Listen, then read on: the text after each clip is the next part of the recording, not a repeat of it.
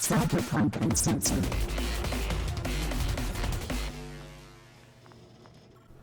Alright. Hello everyone and welcome to another session of City of Dreams 2078. This is episode 2. And let's just jump right into it. So, last time that we left off, the party had been, at this point, no more than potentially a handful of strangers who had already run a job together in the past, brought together by a potential promise for A, an incredibly good payout, and B, information that they were really looking for.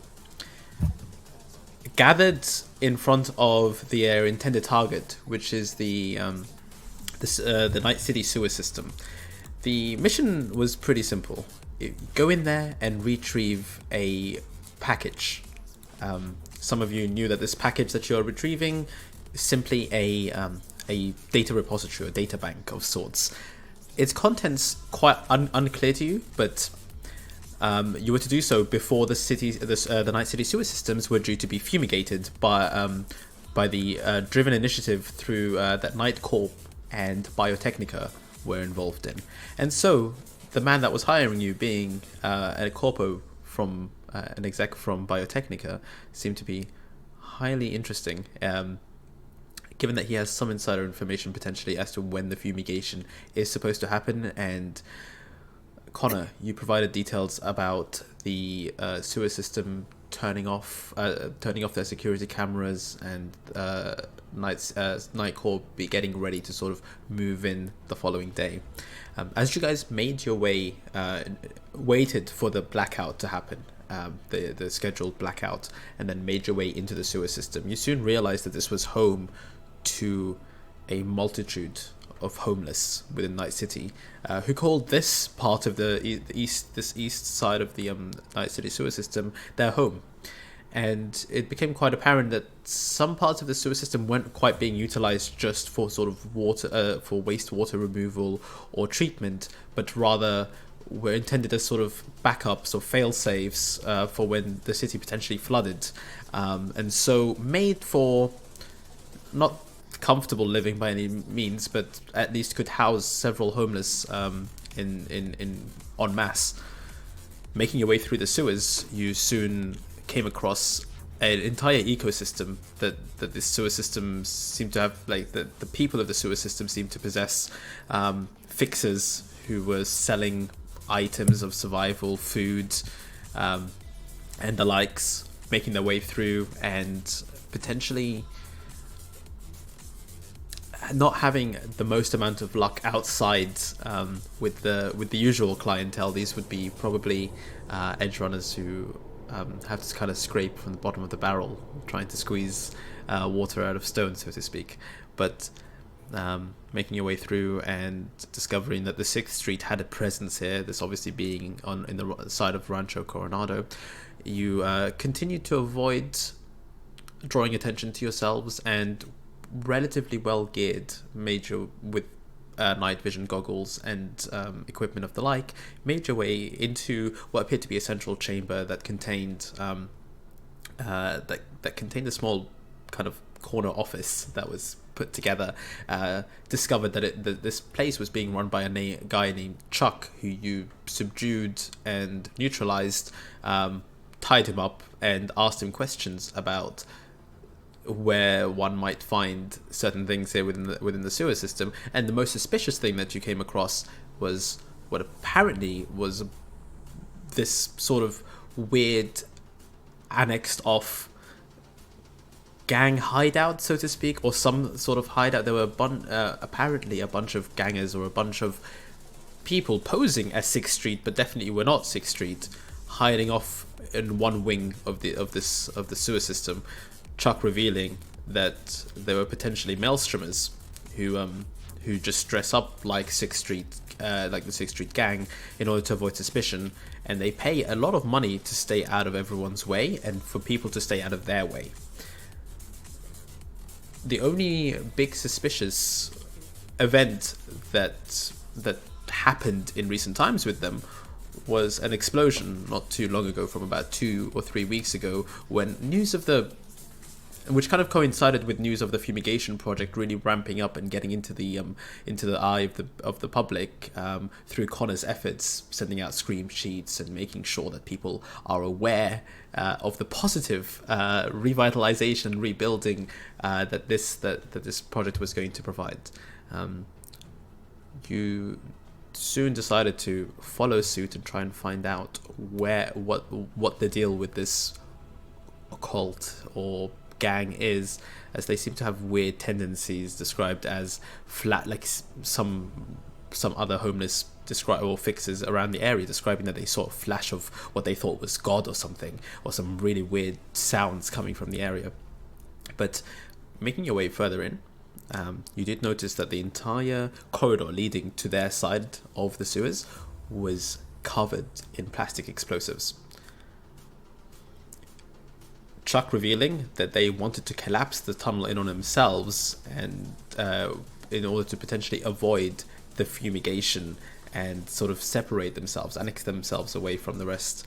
You guys did decide to carry on after a preliminary check to make sure that those explosives weren't going to be detonated immediately or had any sort of immediate trigger, but instead a remote trigger that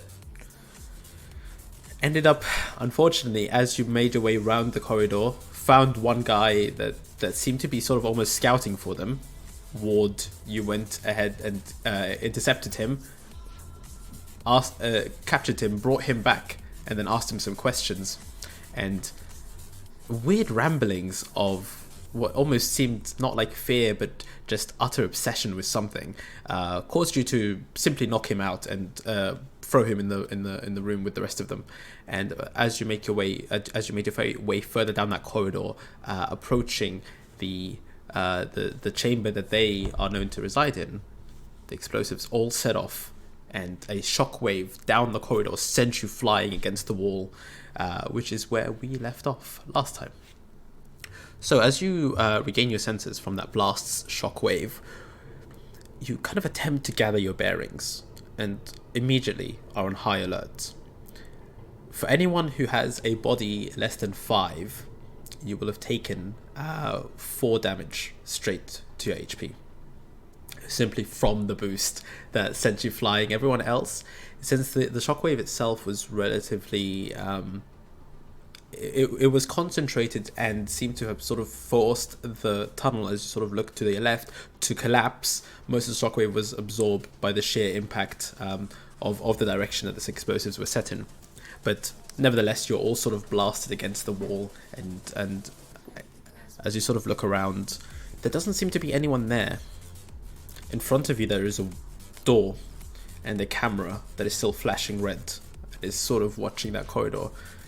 And you do hear something through, you do hear a voice which seems to be emanating from a PA system nearby. Fuck, I think they're still moving. And then a different further voice, I told you to fucking detonate it earlier. Wait, why is that light still? And then pure silence. What was that about hit points? If your body is less than 5, you take 4 HP damage. 4 damage to your HP. Does that leave a wound that needs to be stabilized, or just? It's not damage? a critical, no, just a straight damage. No Not critical, but a wound that requires stabilization. Doesn't require stabilization. Okay. Chloe sort of gets up and goes, oh, fuck them.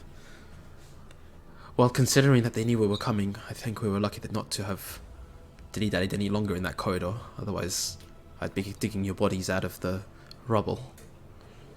Forge, can you get on this? Can you use this as an access point, this intercom? Meanwhile, I'll set my assault rifle. If anybody comes to the door, can we get up to that intersection where the stairs used to be? He slowly gets up. Fuck. Just give me a moment. What kind of door is this? The door in front of you seems to be... So, the corridor that you're in front of is slightly longer than what you see in the blueprints ahead of you. It's actually maybe 50 feet or so down the hole. And it does look like an industrial-sized sliding door that would sort of lift up and down. Definitely capable of like withholding flooding of the entire sewer system. It would act as a defense against that, for instance. Yeah. Flood door. Yeah. Yeah, so Woody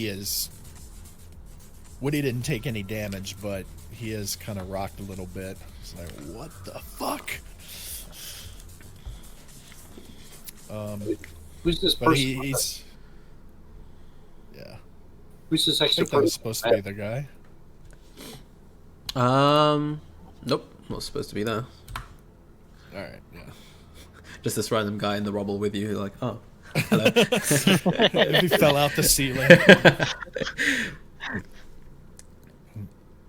Yeah, no, I'm just kind of a little disoriented, just kind of following Ward's lead here. Okay.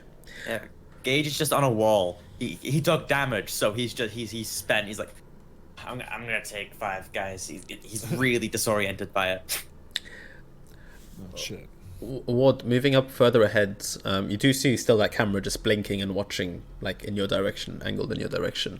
It's right next to the door, and there seems to be, from the distance, as you get, like, within 20 or 30 feet or so of it, you do see there is some sort of panel that appears to be maybe a keypad entry panel or something to kind of get into that door.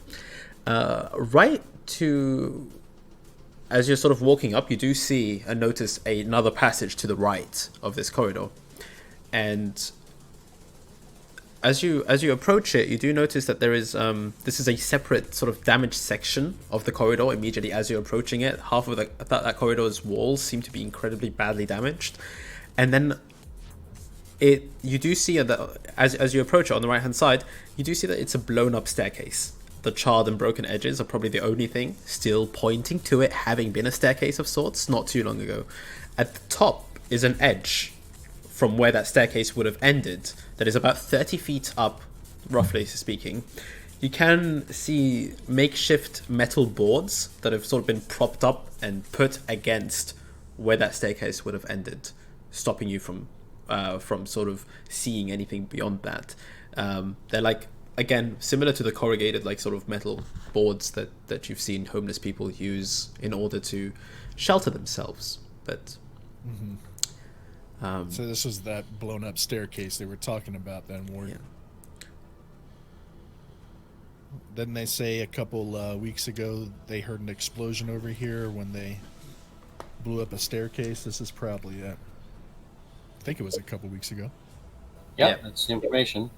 Forge, were you able to? Are you able to open this door, or at least use their camera against them? Otherwise, we'll destroy it.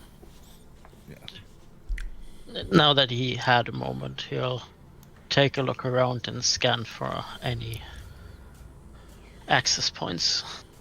The door itself is treated as an access point inside the wall. Now, you do not have to have vision with it. You only have to be within 6 meters of it to connect to that access point. The door itself can also potentially be messed around with from an electronic security tech perspective, potentially. Well, we don't need the camera at the door as a point as well, so you can close their eyes.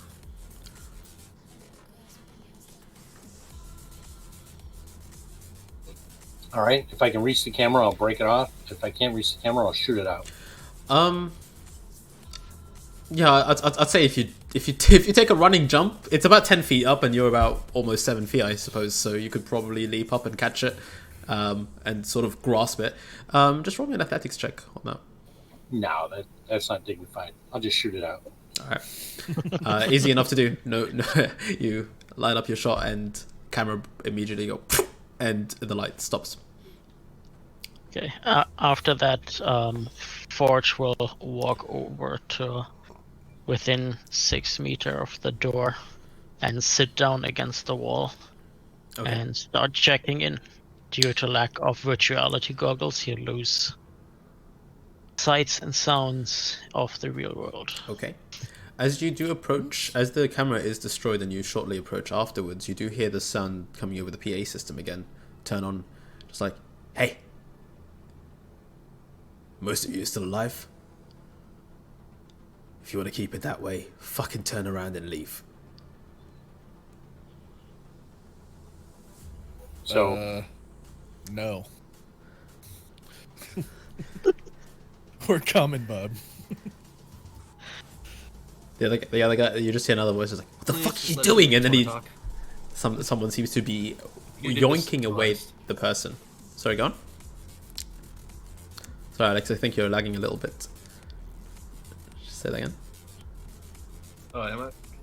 Yeah. Yeah, you guys are lagging a bit on my end. I think it's my internet connection at That's the alright. minute is being a bit spotty. You seem fine on my end. All right. So, as you do as you sort of answer back to them, the PA system just cuts out, and the last thing you hear is "suit yourself," and the PA system cuts. Forge, as you approach and jack into the access point, you are now inside an architecture. What would you like to do?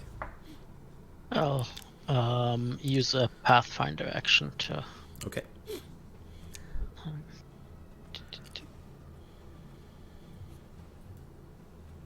Nine. 9 will sort of moving into the architecture. And by the way, do you use a special avatar at all as you check in? Do we? I'm curious. You can switch that around. But as you sort of get into the architecture immediately, you the digital version of you as an avatar spawns itself in, and looking around, you ping through, and there is at least 4 levels to this architecture. There is no immediate threat other than a simple password that blocks you from the next level. The password itself, because you rolled pretty decent on your Pathfinder, isn't that difficult of a password. Seems to be a DV7 password. Pretty standard in like city council level encryption. Doesn't seem to have been modified for 70 years.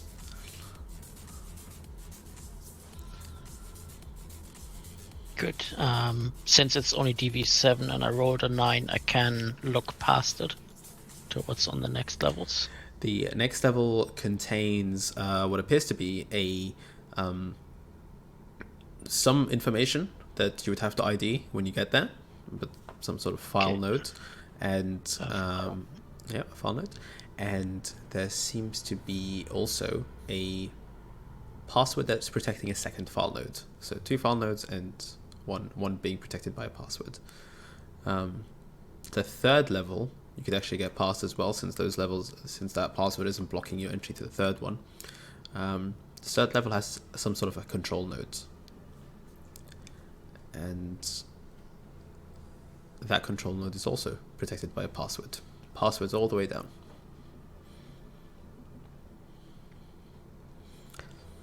Also, then the root 4th level is also password. The root has a password as well. It's a higher DB than the rest of them. Mm-hmm.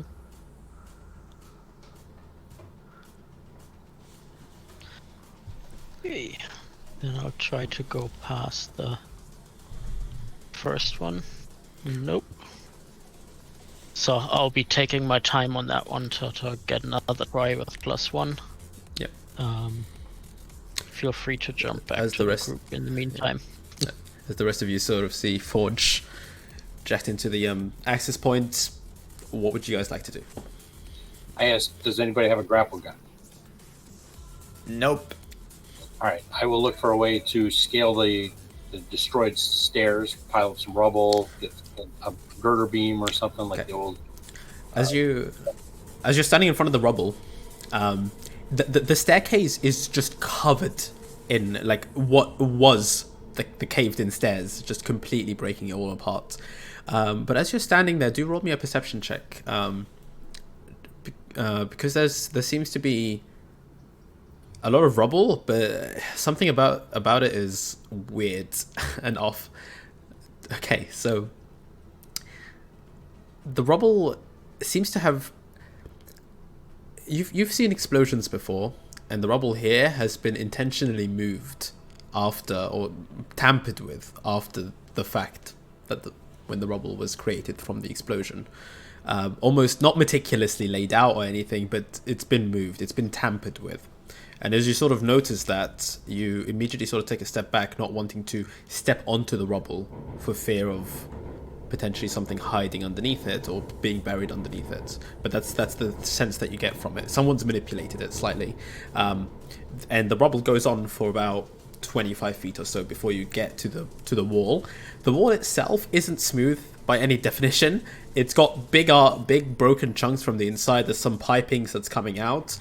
It could be scaled, but it would be hard. It isn't a continuous sort of there's bits that are missing from it that would make it quite hard to, but you could try for sure if you want. So do I think it's been mined? Is that what I'm getting the impression of? You're getting the sense that someone might have maybe booby trapped it. Like the rubble is being moved in a way that makes it look like someone might have hid something underneath it. So maybe it's been booby trapped in some sort of way. All right. So is anybody better at looking for booby traps? I tell these guys this looks booby trap. Can anybody spot anything here? If anyone wants to, they can roll a conceal reveal object against it, including Ward, to see whether they can carefully sort of take their time to see what happened. I'll be like observing Ward, so I'll see if I can see anything too with the conceal reveal.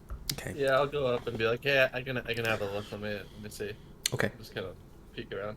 All right. Fuck it. Why not? I'll try to. Like, everyone's heads just sort of pokes out from around the corner as Ward is just moving one stone. Okay. Not our specialty. Well, still definitely not bad by any means, but you're careful with it, and I would almost say that because of how careful you are, you're taking your time, you're making sure that you're not setting anything off. You're sort of just, dusting off some of the areas and just sort of like moving some of them, making sure that they're not connected to anything, some of the bigger pieces of stone.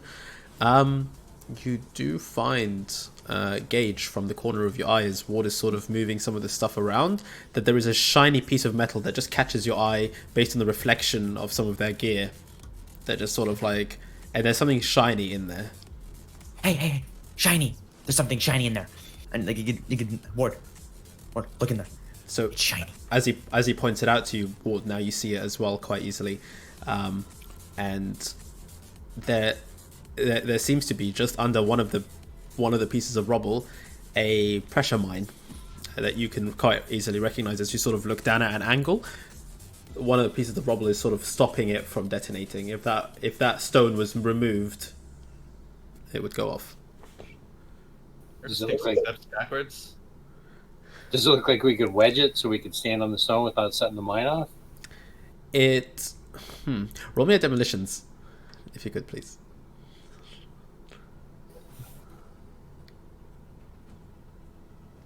Oh no.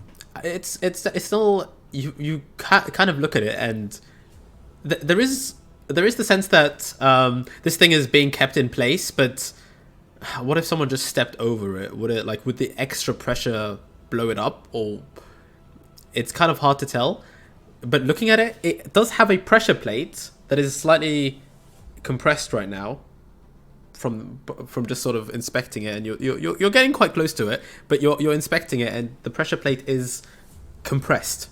If that pressure plate was to move probably upwards slightly or downwards slightly, the upwards bit would probably be the trigger to it. But it looks like we could bypass this. You could, if you, given how far the corridor is, you could sort of carefully step around it if you wanted to, because it's only this big. The stone slab itself that's on top of it is about this big, so about 2-3 feet in size, 2 feet-ish in size. Well, I don't want to go through that door if we don't have to, so I'm going to try to scale this wall. Anybody got rope or anything? Nope. No All right. rope. Alright, man. So, Forge has some rope, but he can't hear you. Damn it. Whoa. oh, you're right there, aren't you? Yeah. All I got is a video camera to film when you fall on your ass. That's about it. Yeah, I've got glow paint. I can fucking make it look shiny as you're going up the wall. I don't know.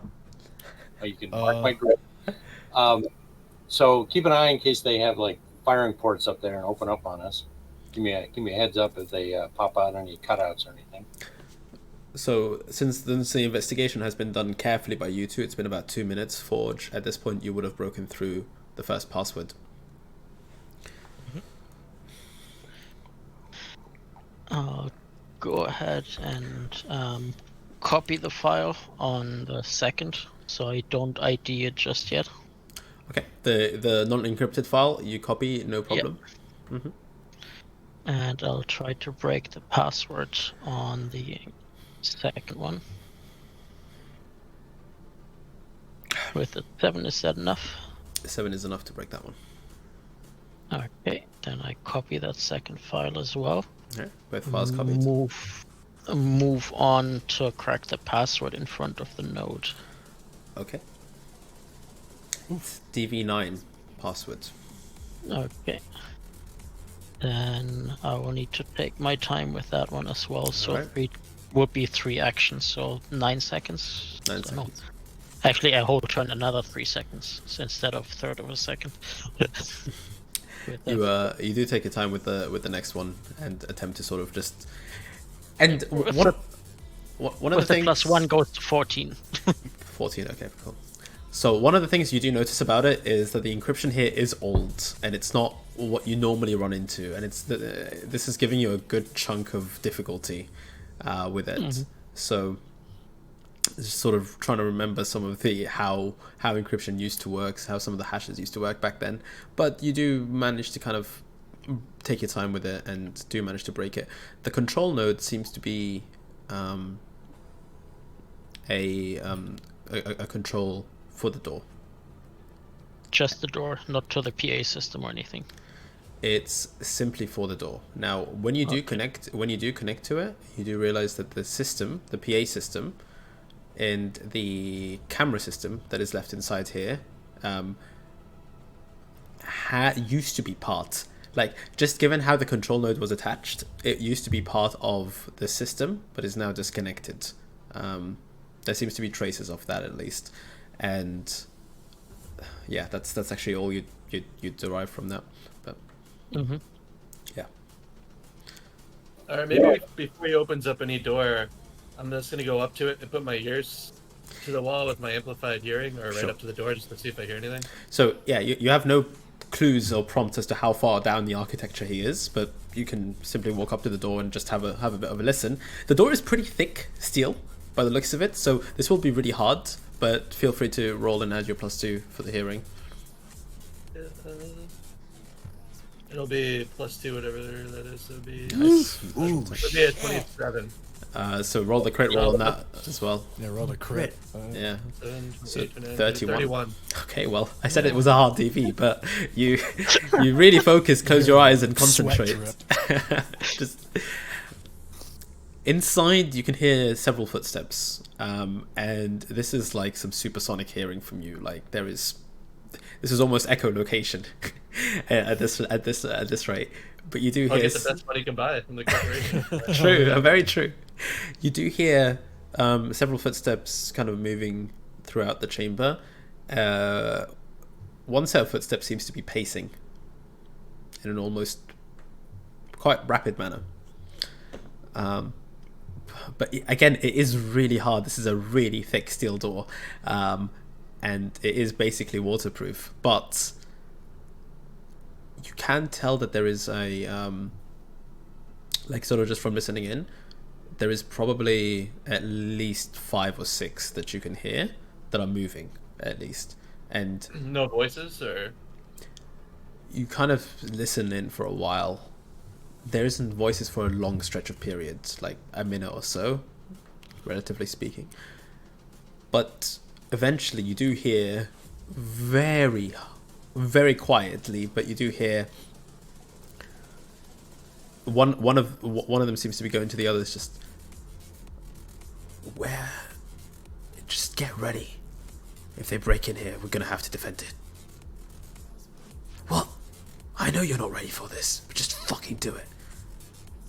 Die for the cause. That's it. You We're know, gonna relay the information back to everyone and be like, also guys, they sound a bit what's the word? Anxious about this impending conflict. They might not be as skilled as in combat or used to this kind of situation. Maybe we can use that to our advantage. you know, one thing we didn't even check. Can we even go back? Like, maybe somebody should go look at the back quarter and see if we can even go back. The rubble? Yeah. Okay. I'll go look at that.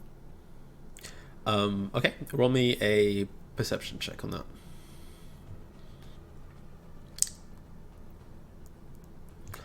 Ten. So the corridor is collapsed. There isn't any. As you sort of, do you have a flashlight with you? I got the night vision goggles. You do have the night vision goggles, and it's hard to tell because of the dust is still settling with it a little bit, but the corridor is completely collapsed all the way from start, like from top to bottom. There isn't any bit that you could squeeze through. As to how much of it is collapsed, it's hard to tell. It's hard to tell. Like if you started digging, would you be able to move enough pieces to squeeze through? That's a bit harder to tell. So I can't tell if the rubble goes back, 20 feet or It's 100 feet. It's probably just given that where you saw the explosives. Just roll me a deduction check. Maybe you can sort of figure out how much of it might have collapsed. Because you guys did see the explosives lined out, and there were about four charges on either side total. Okay. Another 10. Given that there were 4 charges on either side, both like spaced about 5, 5, 5, 5, roughly. Maybe the rubble is about 20 feet. Maybe it's more. Maybe it's taken down larger chunks of the wall with it. The wall itself that has come down is from the roof upwards. So parts of the not roof, ceiling. Parts of the ceiling have also been blown up, for sure. Yeah, I don't think we're getting through there, guys. Unless you got a drill. I mean, Yes. the people that are down here must have another way out. They wouldn't blow themselves and trap themselves in here, I wouldn't think. Unless they are some fanatic cult that just doesn't care, but... Remember, this map we have isn't the most accurate, so I know that much. So, am I able to climb that? So, roll me a athletics check as you're trying to make your way up to it. Roll me the crit roll on that. All right. I'm just gonna move away while he climbs this booby trap. So you jump over the trap, no problem, and sort of avoid the rest of the bigger stone plates in case there's more mines that you haven't seen. You do manage to get to the other side of it, and making your way slowly up on the pipes, you grab on one of the pipes. Your weight starts bending that pipe. It starts immediately creaking. You start pushing sort of against the wall with one hand, just trying to kind of alleviate some of the pressure on it. Kind of get your footing on another. And slowly but surely, you do manage to get up about 15 feet or so before you realize that the pipe that you've just held onto is completely bending down, and the supports that were holding it are going. So you immediately sort of like push off of it and jump up 3-4 feet, grab yourself onto the next one, and you're sort of hanging there at this point. You're up 20 to 25 feet, and you can see that the edge is not too far from where you are, and there is enough sort of rubble to keep on pulling yourself slightly up. The pipe does make a creaking noise and just starts falling down and lands about 10 feet away from where that mine was. So about 5 feet away from where that mine was. Like, whoa! But I'd almost say, just because of how well you rolled, you probably like almost like saw it and then just like slightly nudged it with your foot to make it go to the right, just making sure that it doesn't. And my butt clenches when it like hits the ground. And if there's more mines, I'm like, oh, this is gonna be ugly. No mines go off though. Nothing goes off for the moment. So then I'll, from where I am, I'll make the leap over to that lip of the edge and pull myself up on where the metal is. So yeah, the lip. You get onto the lip and you're holding onto it, and the propped up metal is almost like this much gap. There's almost maybe about 6-7 inches of a gap between that and the metal. The metal itself, you now notice as you're up here, is sort of like it's covering the entire So on the map, it's covering like the edges as well. It's sort of propped up against the edges. You don't know how much resistance it will offer, but you are now at the lip. And as you sort of like look to the left and look to the right of it, it is sort of like it's kind of concaving and like holding against the walls, sort of. So does it look like it was just laid against the walls, or does it look like it's been bolted in or welded? Or You don't see anything that's bolting it or doing anything to it from your side, but it is leaning against. It is attached to the walls, but like from your side of things, it looks like it's holding the walls. Or it's hugging the wall, at least, I should say. all right, well, I'll try to, get up there and or push it over, if whichever I have to do. Roll Get up me there. another athletics check just to sort of like prop it, or like try and push it away. And you're going to try and do so with like as much effort as you can. 12. You do push against it, and it sort of budges slightly. You do see that it lifts ever so slightly off of the wall, but something is stopping it. You figure that there is a heavy object behind it, potentially.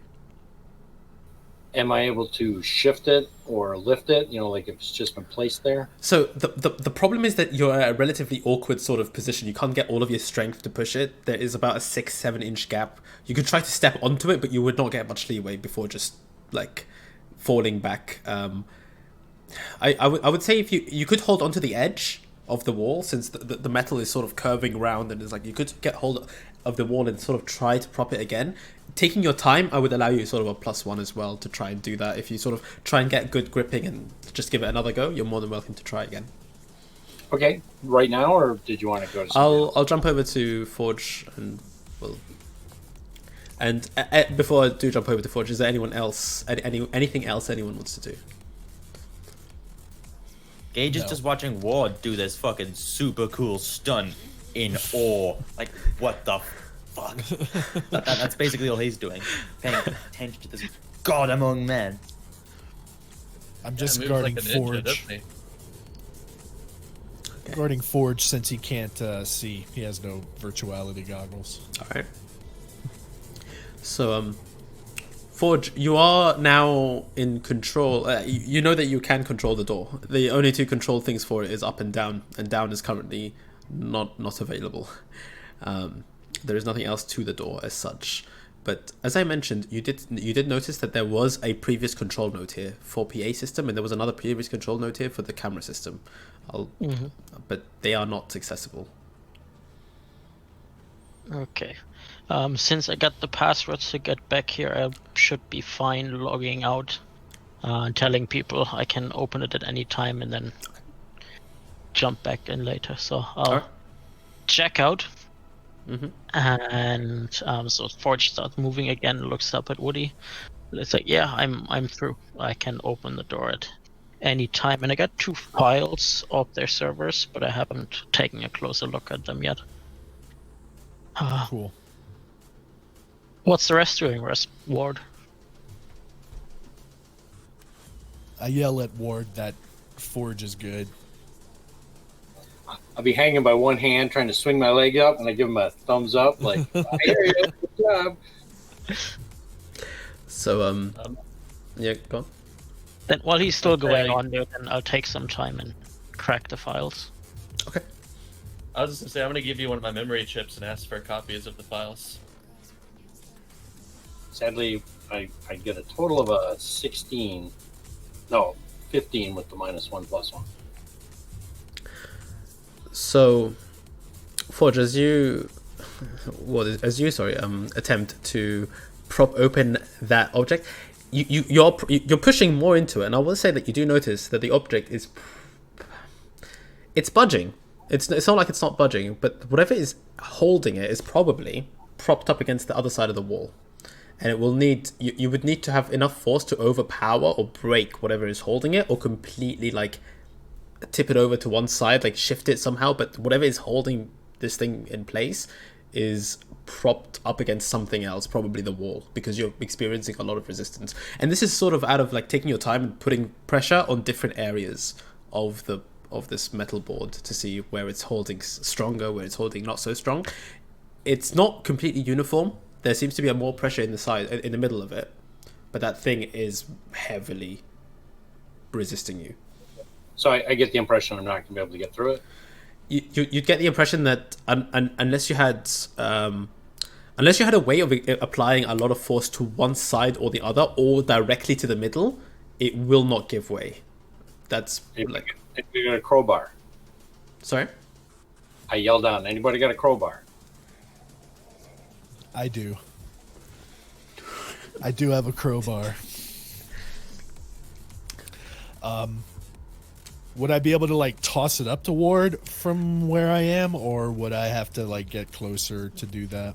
From where you are, it's a throw, and it's an aim throw to get it like close to his arm somewhere, right within the vicinity. It's okay. You get the sense that you could do it, but you would have to be on your A game, like. Yeah. No.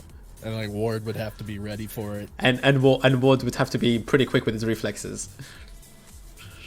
Oh I'm pretty no. confident in my ability. Yeah, maybe we could do that. I mean, if Yeah. you're not confident of it, that's fine. I got another plan. That's I can always get another crowbar. Just watch the mine. Yeah, so I like step up to the edge of like close as I can get. And he's like 20 feet above us. He's like 30 feet, and he's also like 20-ish feet that way. So it's an arc to get it up to him. Could it land short and he could still get it?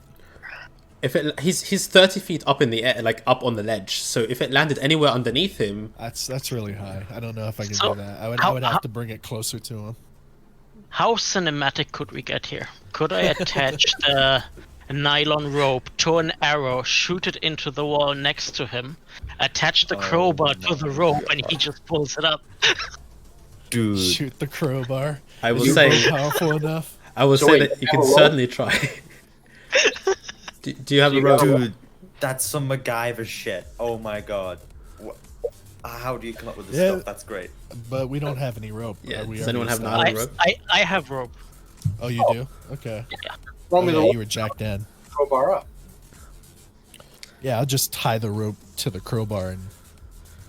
Okay. Oh, But since it's a 60-meter rope, I think it should be fine for the arrow to not be too impeded, right? It will not be too impeded, but because you're firing an arrow with some rope attached to it, the DV is slightly higher than what would just be on the range table. Since it's not, the arrow is going to struggle on its trajectory. You'd have to fire it with an incredible force. So you can Yeah. certainly try. You still think that it's possible. It's definitely not out of the realms of possibility. But you're gonna have to be you're gonna have to put a lot of power, and that's gonna take away a little bit from your aim on that arrow. Mm-hmm. So Can we Well, just let's go for it. I'll put some luck into it. okay, yeah, sure. Attach the other end of the rope to an arrow Okay, and give it a shot. all right. You've declared the luck, so feel free to roll and then decide how much you want to put in. I'll try to just support roll it by motion holding to my fight. hand in the metal and then reaching out with my free hand to grab it as it comes near me. If you want to grab the arrow while it's mid-flight, that's going to be. You can aim for the rope, sure. Yeah, I'll allow you to sort of aim for the rope, but yeah, that would be. As it comes down towards me. Yeah, that makes sense. I'll guess I only need one luck at this point because I actually rolled a 23. You put one luck into it, and You're like Robin Hood. as you crowbar fire, coming, Ward. as you sort of get out your bow and just attach it, pull, take your time, aim it. It flies. You just see it, and you just see the rope start going like behind it, and like start getting like unwinding very quickly and following it. The arrow, Ward, lands right next to you, where the wall is meeting the metal board, and it just lodges itself into the wall. With the power that he fired it actually lodges itself into a pretty solid wall, and the rope does make its way up there and is dangling off 50 feet. You do still, and it still has enough slack for you to tie something to it and bring it up. Nice. All right. This is going to help a lot in getting you guys up here. So, So, yeah, we'll try to get the crowbar up here. You know, they can tie the crowbar and then throw it under me so it doesn't hit the mine. And I'll easy pull it up. easy enough to do. They tie the crowbar and throw it 20 feet that way, and you start putting it up. So I'll try to wedge the crowbar in the crack between the wall and the the metal and like pry it. At the very least, you said there was something behind it, so like I'll try to use it as like a revolving door kind of thing where Right. pivoted on the You're trying to pivot it against the wall and the metal board and sort of roll me athletics on that. So you start sort of wedging it, and this is easier than sort of just doing it with your hands as well. But you start kind of pulling, and the metal does start bending away from the force of the wall, and it starts to open enough to where you can get your hand through it, and it starts opening more to where you could get your entire arm through it. As soon as I get it open where I can get like that, I'll look through first, see what I'm getting into, and then like try to get both my hands in there and wedge my head and try to push it with my body and really try to force it. Meanwhile, is there anything I can tie the rope to up here, like a piping or like old rebar coming out from the bottom where the concrete is? There are a couple of rebars that have been reinforcing the concrete about 5 to 6 feet underneath you, so you could sort of dangle over and tie it, I'd say. The problem is that you don't have much footing, and so you could sort of try and hang off and try and tie it up a little bit. Given enough time, you could do it if you liked. Yeah. Well, no, I'll try to get this open first so I can then do it. These guys up here. But in the meantime, you guys are covering me, right? Because I'm expecting somebody to like pop their head up and start shooting at me while I'm doing this. So I'll keep trying to force my way through it. You forced your way through it. Your head is now able to like pass through and sort of give a quick glance to this incredibly dark corridor that you have unveiled. Flip down the night vision goggles if they're not already on. Sure. Perception check for me, please. There's definitely stuff that you'll already see, but just to kind of... So, moving your head through, and this is... You sort of have a look around, and you're expecting some sort of resistance immediately. You don't notice anyone here. It's empty as far as the corridor goes. The first thing you do notice is that there is a smell as you sort of pry this open, and it's a smell of, like... decay, for the lack of a better word. But you sort of start moving your head left and right, looking down at the floor. You notice a slightly translucent blue chemical drippage that is sort of going from where you are further down to the corridor to the right. Prying your head over to the left hand side of the corridor, you see a metal door that doesn't seem to be very well fortified compared to the one that's downstairs. This metal door looks paper thin for you, comparatively speaking. Like you could probably kick the lock out pretty easily. Pardon me.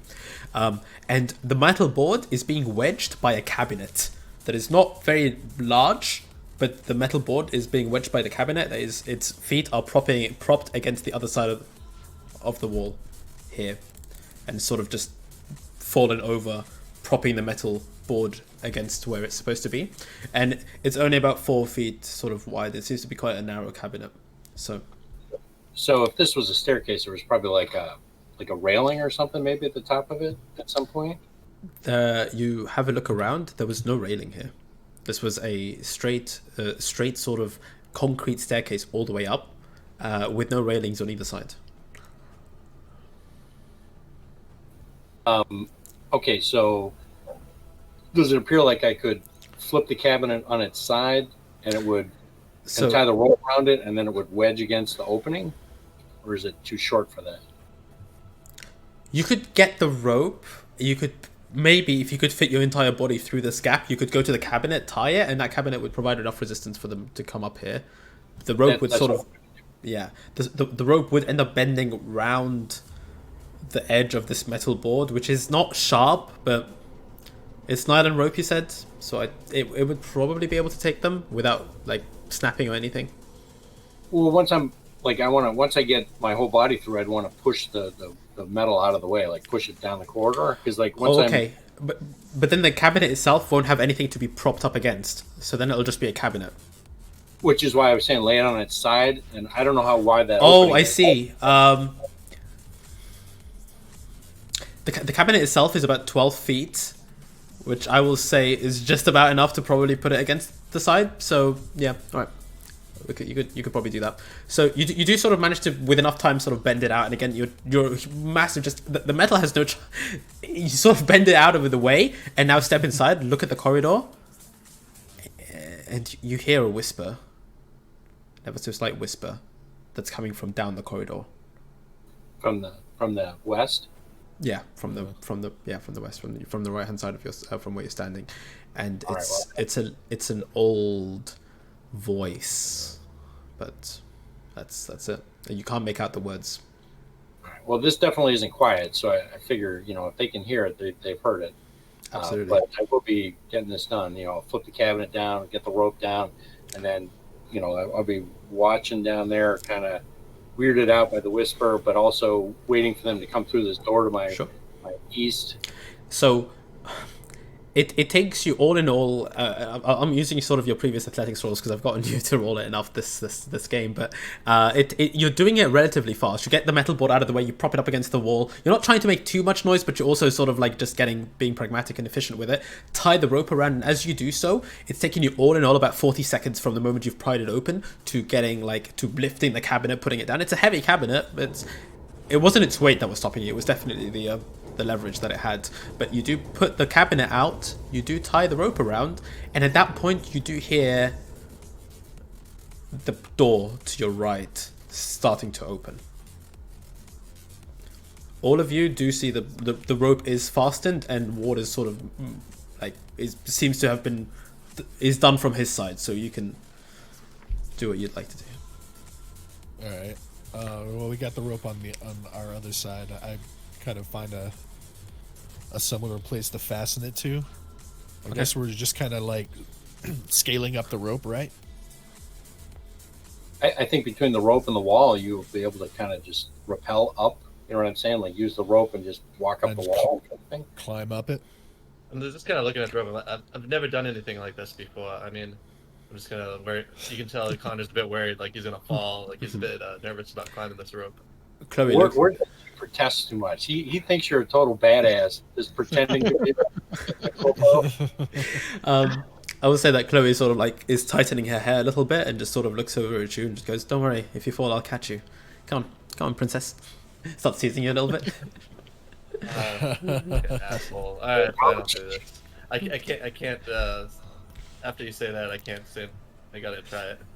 Can't make you show me up like this. You all, again, Gage pointing out the mine to you, all of you seeing it, do sort of, and Woody as well knows where it is now as well, so you guys make your way around it. And at this point, Ward, the door is opening to the right, and you've heard it. It's taking some time to unlock, so I will say that you have 4 seconds to maybe move yourself somewhere in response to it. All right, so I guess even though I'm hearing whispers down there, I want to get some cover around a corner. So, I'd basically try to move down to there and set myself up. You move all the way down to the corridor? Okay. Right, because they're coming through where the red is, right? Yeah. So you do make your way down to the corridor, and as you do, you sort of keep walking, and then you just stop yourself at one point. Roll me a perception check, briefly. Okay, that's a really good roll.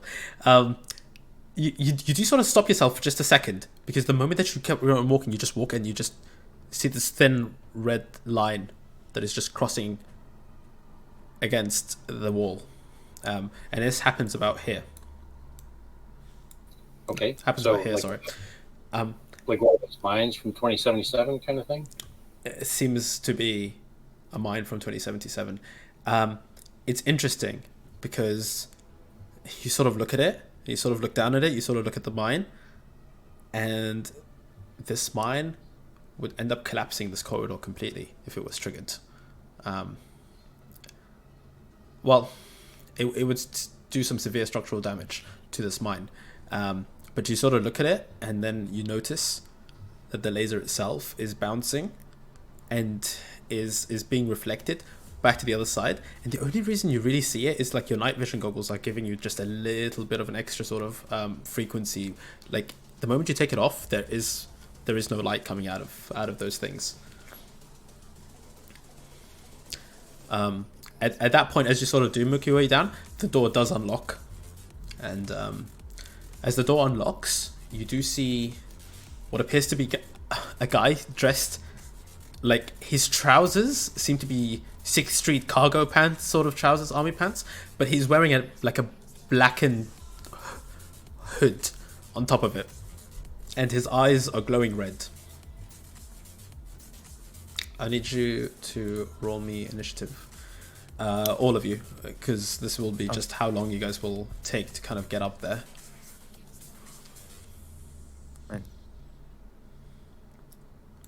Ooh.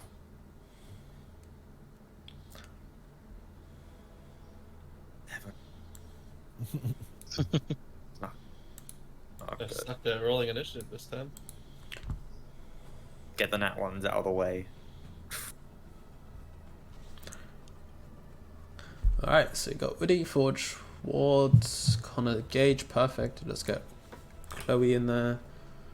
And let's get... Chloe's initiative Chloe. is always fucking ridiculous. Like, anyway. Alright. Yeah, Chloe can kill me. That's the only weird thing about our relationship is I know she can murder me. Alright, and... The other initiative roll you had there exploded, which shouldn't explode. It's true. Let's take away 5 from that. Cool. Okay. Start combat. Okay. At this point, you do see Chloe sort of is making her way ahead, and she's sort of just propping up the rope, and she's just ready for you guys to sort of climb, and she wants to be one of the last people to make sure that Connor and everyone else gets up okay. So she's made her way to the rope, and she's sort of standing ready to sort of get you guys up there. Yep. Immediately as the door props open, this guy sort of goes, "Hey, hey!" And he sort of like gets his gun out and takes a shot at you, which it seems to be a pistol of some sorts. And it's getting really dark today. Let me just go turn on the lights in a second. That does not hit. He fires and deflects off the side of the wall too far, and he will fire again. Does not hit again. And he's sort of like you can see that in his panic state he's sort of just firing, trying to like lay down some cover fire, almost like not cover fire but just like trying to stop you in your tracks. Roll me a very brief perception check, or human perception, either one. I don't mind. That would Okay. be 4 left, so it would only be a 19. A 19, fine. Could you notice that he is firing at you and his face seemed very panicked the moment he saw you going towards that corridor? Like, he was expecting you to be a lot closer from the noise, and then he noticed that you were going down the corridor, and then he started panicking. Alright. That takes us to Woody, I believe. Alright. I'm gonna try to climb up. What is that? Is that an action, or do I have to roll athletics? I'm just having a think. I think you'd have to roll with athletics just to see how much of your movement would be impeded by the rope. I don't want to say it's a flat half of movement, which would mean that you wouldn't get up there. But I want to give you guys like a chance to, if you're being incredibly athletic with it, you could probably get up there a bit faster. Alright, I mean, he fired his gun, so I heard that. Yeah. Let me just turn on the lights.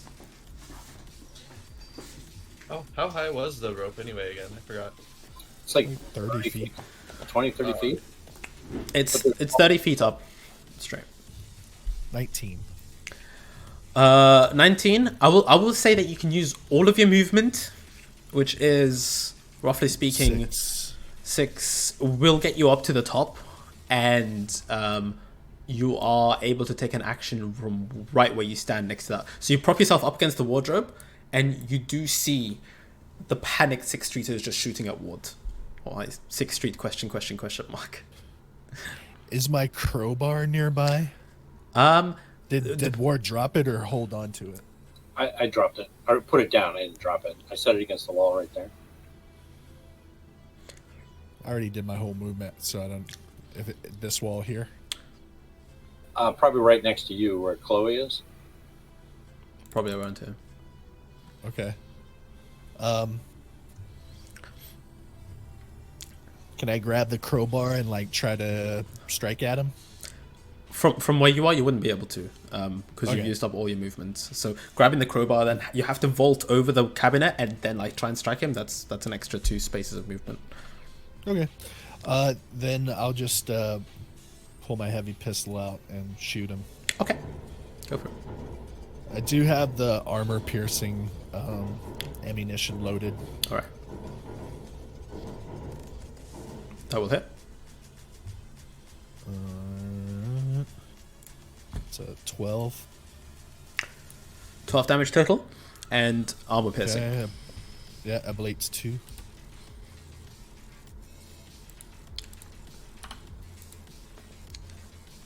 I literally cannot do math today. But whatever.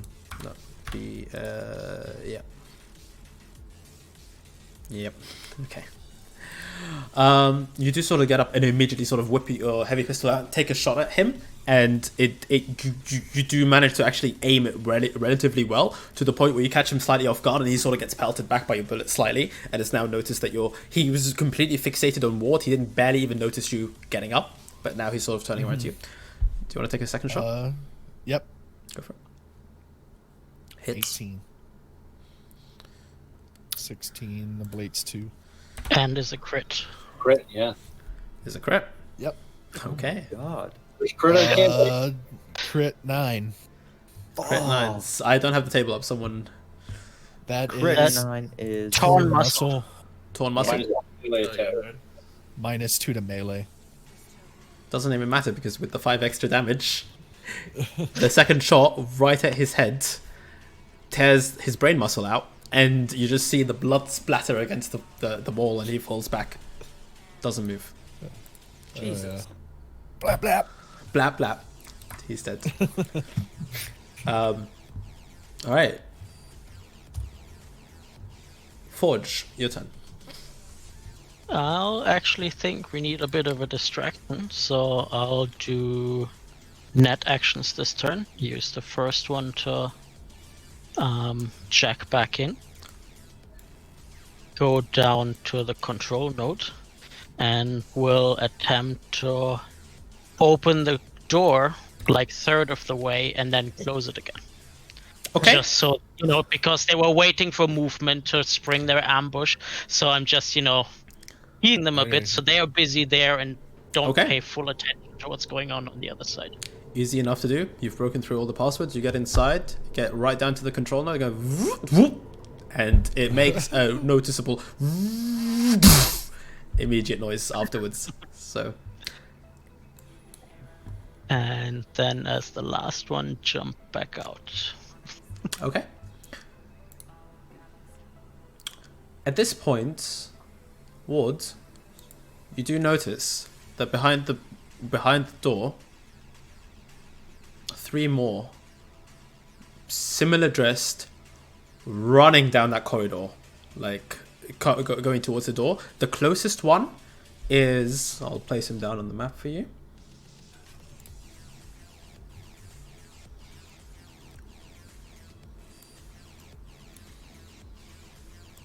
Is around there.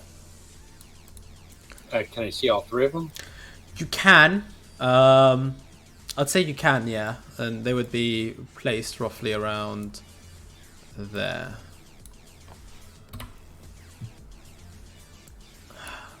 I lost one. Oh, there it is. There you go. Okay. So I will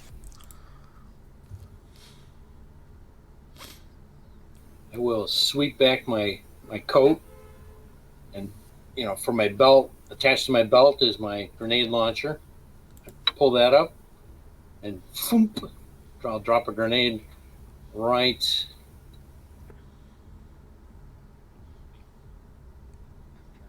Is that clicking for you guys? Is that buzzing? I didn't see it, but now double click on it. I'm just But- Yeah, Or I can just see it now. use there. This is the you red could one, use yeah. the paint option as well. No worries.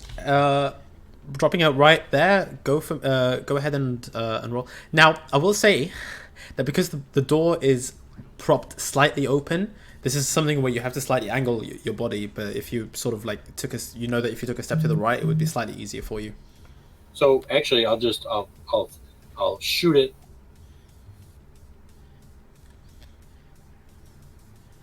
I'll like angle it off the wall, assuming the door's open that direction. Try and bounce it off. Okay. I will say that the DV for this is not going to be just as easy, but yeah, absolutely not like an aim shot, but it's a little bit like just a bit more finessed. So go ahead and roll for me. I'll drop luck on this. Go for it.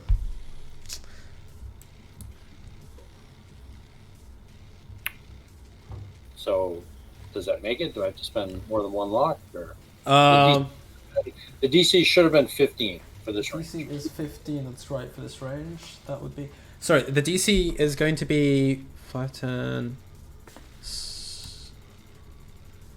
20. I'd say that the DC for this one would be a good 20. So if you want to drop 2 luck into it and you've declared it, go for it.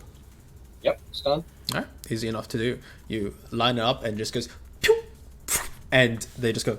They sort of like notice it, and their eyes immediately sort of go, fuck, and it just blows up. Roll me the damage.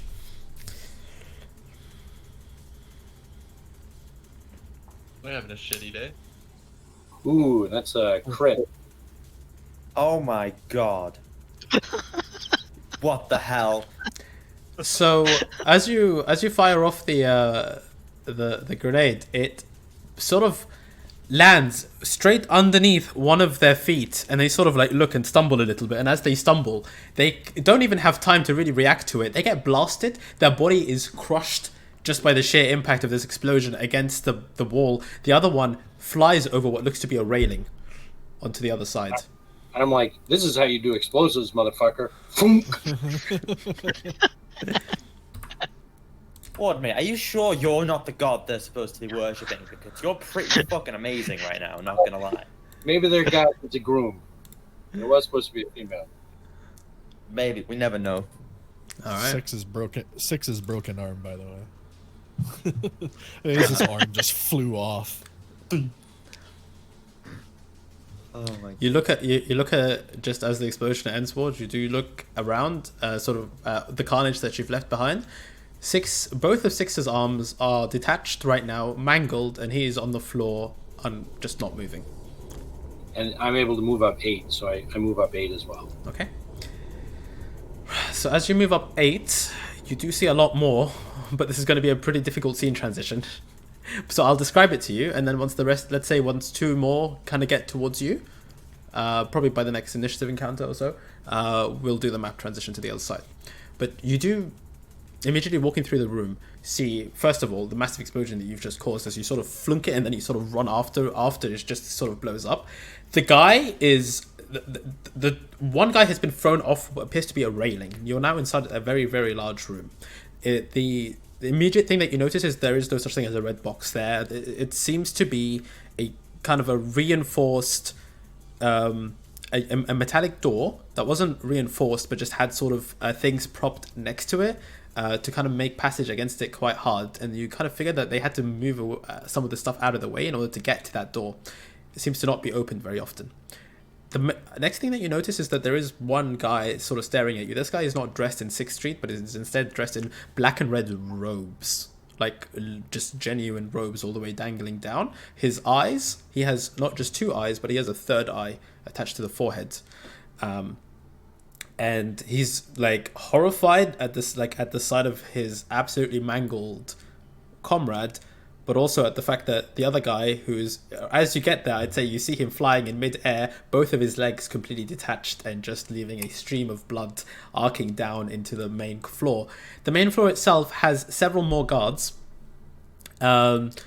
several more, which I will tell you actually in exact numbers, but there seems to be a lot of cables that are running out from the back of that room, and there seems to be going down to the control panels. There seems to be, this is a place that has been turned into a makeshift living sort of area almost. There are beds that are propped all the way out on the other side. You sort of see beds and bed covers and beddings and stuff. You see one computer terminal, like sort of personal data terminal that is like at the bottom of that floor right here.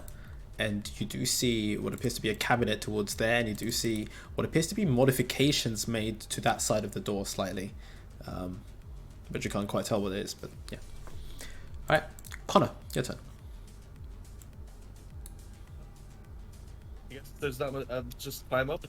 Because I don't want to look like a bitch in front of Chloe after Sure. she's on the ground. Roll me, roll me an athletics check. Yeah, there we go. Okay.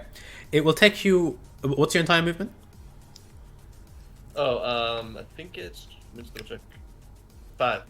5. You won't make it up this turn, unfortunately. I will say that you get close, but you would not make it all the way up to get up there. It would take a total of 8 movement to get up this rope at half speed, and so. But you do start making your way up, and it's not that you're struggling a little bit. You're not used to this. The upper core body strength that you need for this as well is not something that is comes familiar to you. But behind you is Gage. So, All right, I'm gonna try and do the exact same thing. Try and get up this rope. Go for it. Athletics check as well from you, please. And what is your total 15. movement? 5. 5. You and Connor both create a little bit of a blockade at the top. Both of you are sort of getting close, like you. So you get right up to where Connor is, and you figure that the next turn you could sort of leap over. And it's Chloe's turn, who's still standing there patiently watching. She hears the door open without warning, and then just goes, it just sort of just turns. Forge, are they coming through? And that's sort of her turn, as she's still waiting for people to climb up. Okay. I will say that, Woody, it's your turn, and if you want to make your way through the room, let me know. Yeah, I just kind of like duck and cover as Ward fires his grenade, and then I see him run towards the fire, and so I just kind of follow after him. Okay. And I'm just like side by side with Ward, kind of in between, waiting for All right. something to happen. And this guy ahead of me, it was he was in a robe, you said. So The guy ahead of you is in a robe. Yes. Okay. So Is he armed? I forgot. Did you say? he is armed. I didn't mention it. It's my bad, but he is armed. He has clearly what looks to be a shotgun. Okie dokie. All right, let me just. So. Okay. Let's just do this. Oh, there's the Thornton Colby again. Go away, Thornton Colby. Don't want you. Alright, go away. And you're here. You're here. Chloe's downstairs. Connor's at the sort of. This is the rope order here, and Ward and Woody are in here, and Forge is all the way down there. So, what you do see is what I described earlier. You do see that the body that has been flown over the railings. So this is again raised where you are standing, as well as on the other side is also being raised. The 2 stairs in the center are what lead up to it. You guys can all see the new map, right? Cool. Yeah. Awesome. And there seem to be a couple of sort of, again, half of them are dressed in what seems to be like a 6th Street outfit, and the other half are sort of dressed in a amalgamation of like darker robes and maybe some maelstrom leathers. But you do notice that there's a cabinet at the bottom that has a bunch of cargo pants and army jackets just strewn out of it next to the door. There are a bunch of beds that are propped up and mattresses that are propped up onto the other side, and there seems to be one large display right now that is sort of flickering in red. Not really doing much, like there doesn't seem to be anything much else on it, and there seems to be a bunch of sort of makeshift wiring which is coming out of the back of where the power generators were that were powering some of the water sort of pumps around this area. And 2 in front of you, so the enemies these are all the enemies that you see. The body that one of the bodies that has been hit by the grenade is now on the floor, legs missing and dead. The other guy next to you, lying in his own pool of blood, also completely dismembered and dead. So as I came into this room and saw this, I would have shouted back, let's flank them. We'll two-prong them. Those of you still downstairs. Absolutely.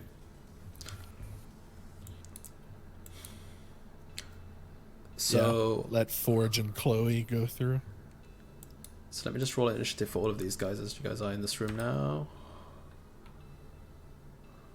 Oh, the initiative doesn't actually roll. That's so annoying. Let's go from add all. No thought in Colby. Go away. Oh my god, this is so annoying. Wait. Okay. Oh, there you go. Oh. Yeah. So we killed 3 so far, right? Or was it just 2? 3 have been killed. Let's just get some initiative rolls for some of them, and then the others will take a standard initiative. Because I'm not going to roll initiative for everyone. That would not be very fun. No. 6, 5, 2, so this guy gets 40. This guy gets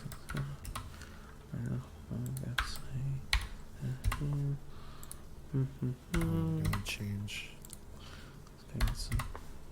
Sorry, just putting in their initiative now. Shouldn't take too long. Boom. Okay, Woody, it is still your turn. As they have, I'll say for this turn, some of them will miss their action if it comes to your turn and you see all this. They will probably take that action later with some of the others anyway, so it's fine. Probably just take a shot. So Woody, it is your turn. All right, I'm gonna take 2 shots at the shotgun guy. Okay. I don't know how far that is. Just use shift and then pull from where you're standing. It was doing yards earlier. Now it's doing feet in this room. Oh no! But, let me change that. It's very easy to it's change. all good. All right, 2 meters per. Or All right, meters is try fine. now. Yeah, meter's easier. Everything's intense. Yep. All right, 24. Just open up some of the stuff here. It's gonna be a 20 to hit. 20 to hit at that range because you're doing a 20, and this is with your pistol. Yep. Yep, with the armor piercing. Go for it. 17. 17 does not hit. Second shot. Yeah, can I move up like? You can, yeah. You've used 2 of your movement, so. Yeah, I'm just gonna move up and get on one knee if I can do that. Sure. 16. 16 will still put you in the same difficulty range. Really? Yeah. That's all right. I'll take it from there. All right.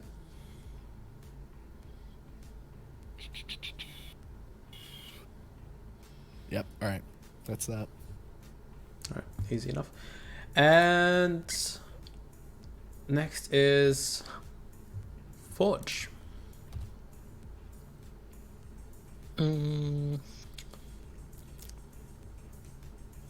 Yeah, I'll take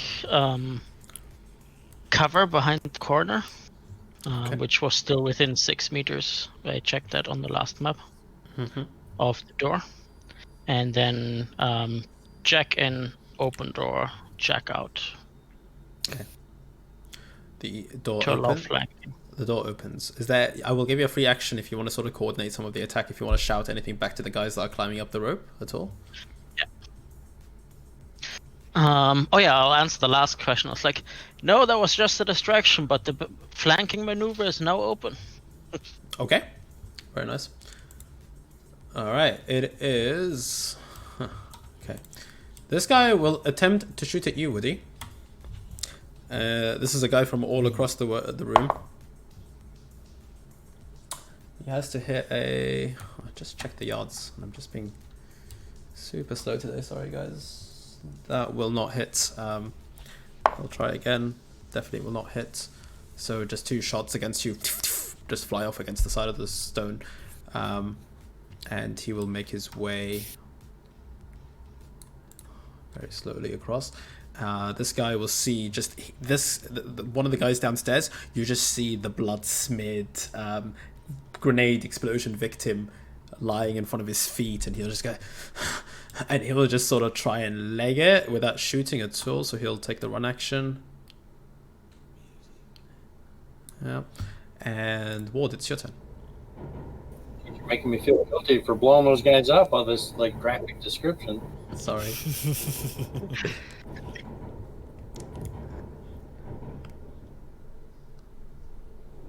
What would you like to do? So, is that guy 24 meters from me or 25? Which the guy in front of you? 24. All right, so I guess I'll take a step back. You know, I'll let the grenade launcher drop down. I pull out my assault rifle. Yep. Take a step back. Put him at 25. Yeah, that's fine. And I will shoot him. Well, technically, you want to put him in 26, I suppose, right? Yeah. I think it's 6, 12, 25, 50, 100, 200, right? Goes 26 to 50 if you want to get that 13 DV, which is fine. Like, it's a meter difference there. It's easy enough to do. So you step back 26 meters, take a shot. Easy enough.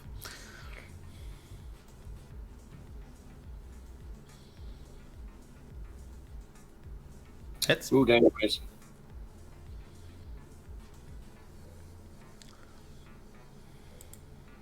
Not a crit. Not a crit, but close. 20 damage. All right. I'll be like, Woody, get back here, man! Don't expose yourself.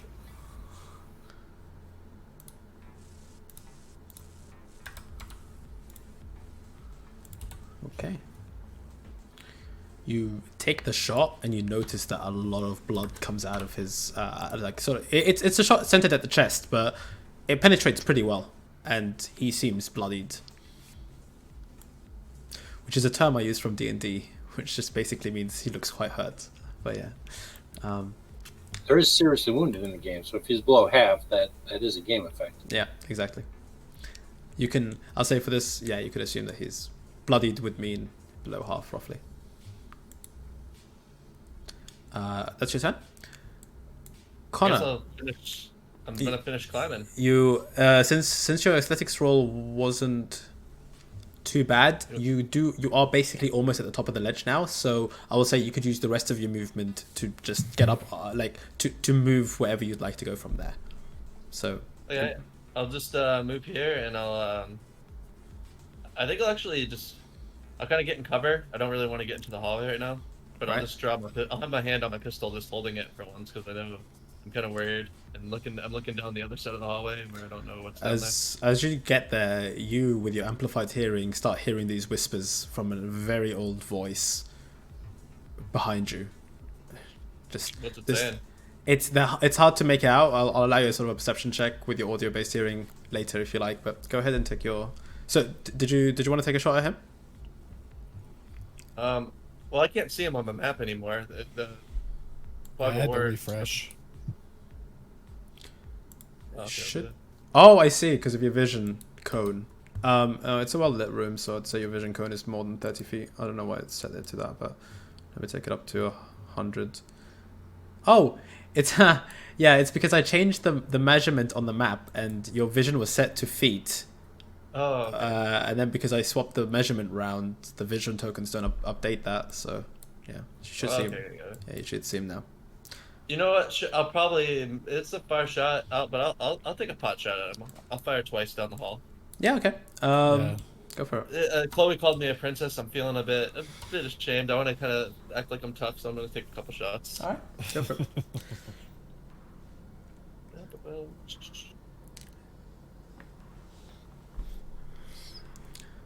This first shot and second shot.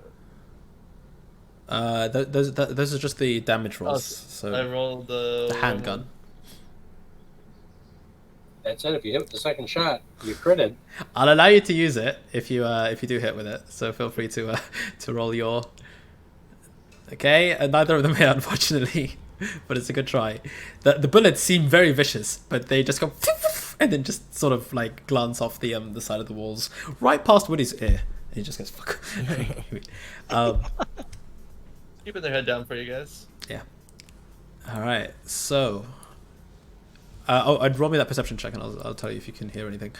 Oh yeah. So it'll be this +2. 18, 19, it would be 20.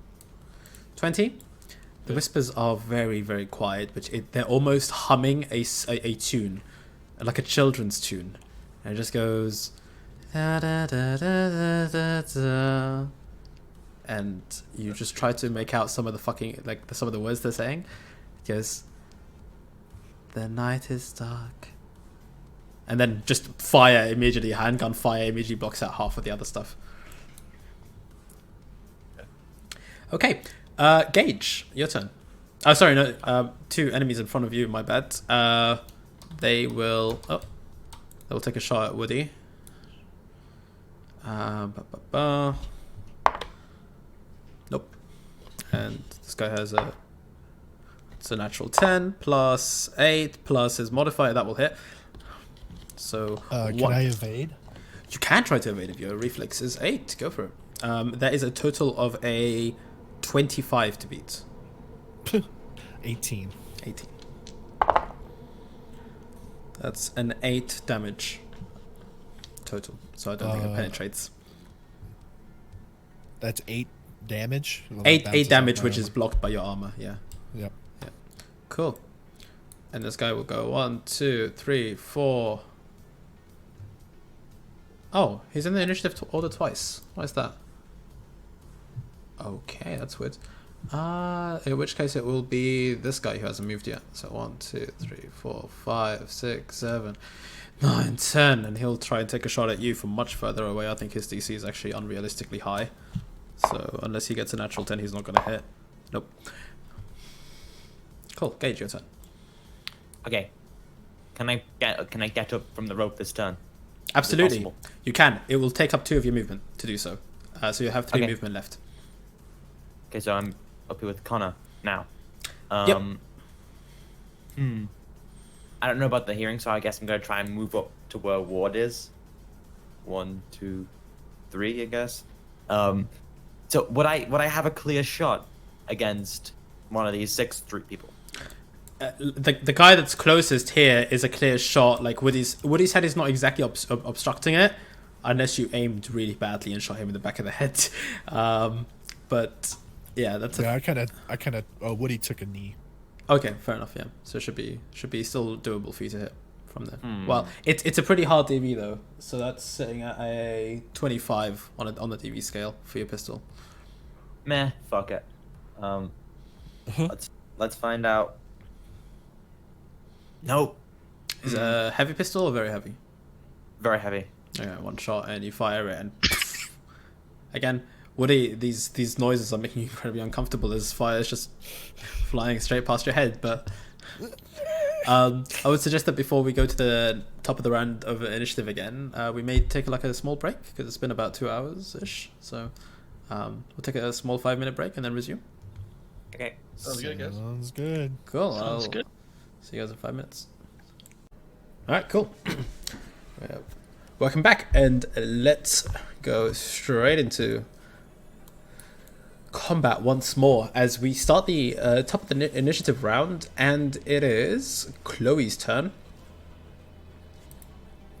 who now finally, having seen everyone get up and just Connor and Gage having made their way up, Forge still behind her, and she hears you say that the flanking is an option. She will come and join you on the flank, and she will sort of like prop herself up against the wall. And have you opened the door at this point? I believe. Mm-hmm. Okay. She will look inside and attempt to get a shot on someone from where she is. Yeah, because you can't hold net actions, I opened it at my initiative. Okay. Of 11.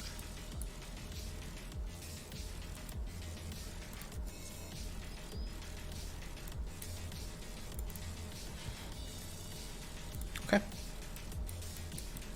She will pop her head through and see that one of them is still making their way from below the stairs. She will attempt to take a shot at him, and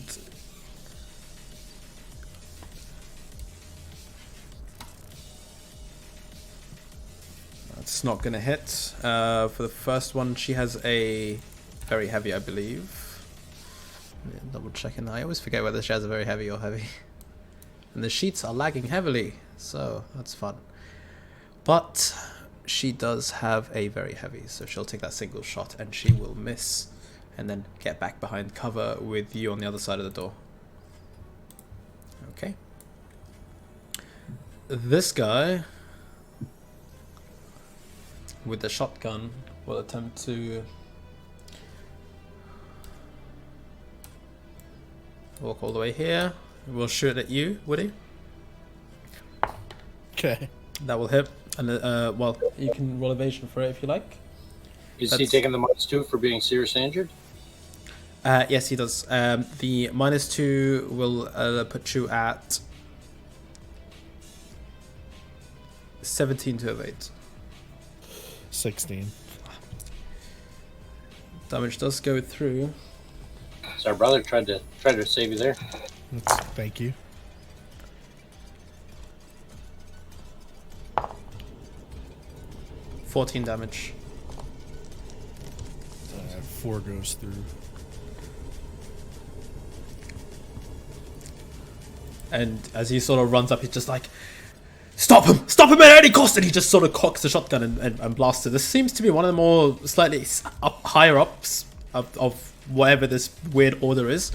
But his intent and his sort of like conviction here is very unlike some of the others, which as you sort of dart your eyes around are sort of unsure and slightly shaking. Okay, that is... Woody's... No, there's 2 more that will move before you, sorry. That's going to be... This guy will get shot by Chloe. He's going to go focus on Chloe. Yeah, he's not going to be able to really get a shot on her because she's behind cover. So he's going to try and get into cover himself, which is going to be pretty hard from his position, but...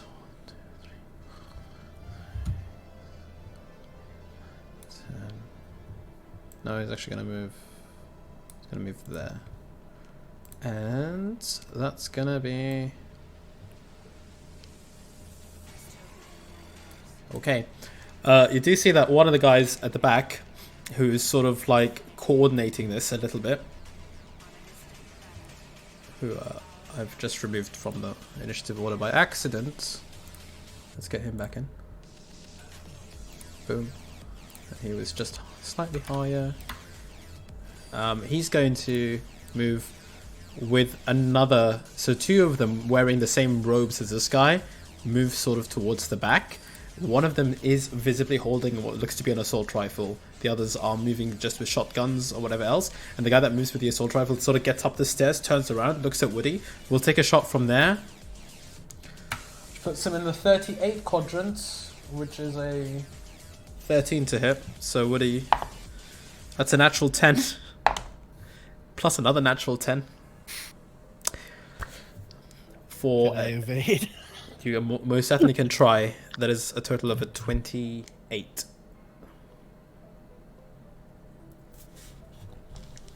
18.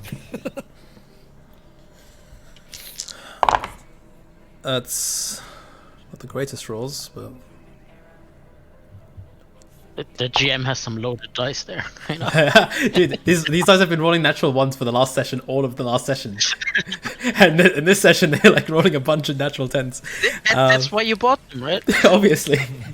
No, but it's funny because like last session, you guys were just choking them out left, right, and center because they were rolling natural ones. That's a total of 16 damage. Let's see. 7 goes through. 29. The other guy will take a shot at you with his pistol and he will miss. And he's that's 1 shot. And Woody, it's your turn. Alright, I'm gonna take 2 shots at this shotgun guy in front of me. Go for it. That's DB 13 now. 14 hits. 6 damage. 6 damage. Armor piercing. It's armor piercing. Yeah. So 6 damage will... It has to actually overcome the armor, right? Before it pierces it. so it doesn't do actually any damage. I'll take another shot. Go for it. That hits. Okay, that will pierce 9. his armor. So he blocks, takes. All right, the shot goes through. So you take 2 shots at him. Both hit into his Kevlar vest, but one of them doesn't seem to lodge as deep. The other one hits just a bit harder and does seem to be at the part of the heavily ablated part that you caused earlier. You and Ward caused earlier, so definitely getting through. All right, I'm gonna move backwards here. 1, 2, 3, 4, 5, 6. I'm able to take cover there. You can sort of take cover around the edge of the door because the door is itself like not flush against either side of the wall. It's like a small gap behind it. All right, then I'm there. Yeah. Right now, for the purposes of what this looks like, Ward is at the door, so you sort of squeeze yourself past the door and you get to cover. All right, Forge, your turn. Okay, I have a movement of 6, so I'll use half of it to get into the room for good range on the guy at the top. Okay. And then pop off a shot Okay. on him and go back. All right. So 13 to hit, that would hit. And 11 damage. The guy on the top, the guy close to you. Yeah, sure. Yeah. Mhm. The short range. 11 damage to him. And pop back up into cover. All right. Definitely hits. You take your shot and then immediately dive back behind cover. And that's going to put us at this guy. 5, he'll move here and he will attempt to take a shot at no one. He will carry on moving.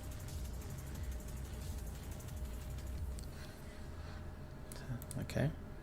Here. And Ward, it's your turn. All right, I will.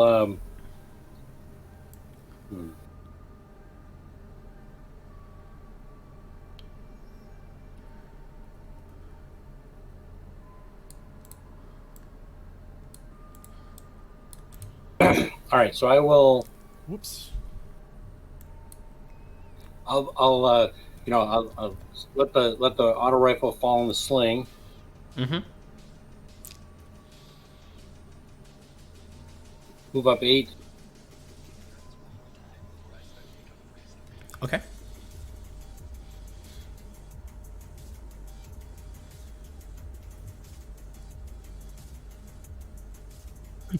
And drop the grenade right between those 2 guys. Okay. So that should be a 17, I think they hit. 1, 2, 3, 4. They're over 25, but under 50. Yeah. 17. Okay. Exactly what I did. So one of them will attempt to evade. He will beat the evasion and jump off. The other guy cannot evade. And he will take the full damage of that one. So feel free to roll the damage. Okay. That is a crit. There's a crit as well. Alright, so 5 extra damage. So 27 damage total. Okay. And he has broken ribs. So if he moves more than 4 yards, he resuffers the damage. Perfect. to his head.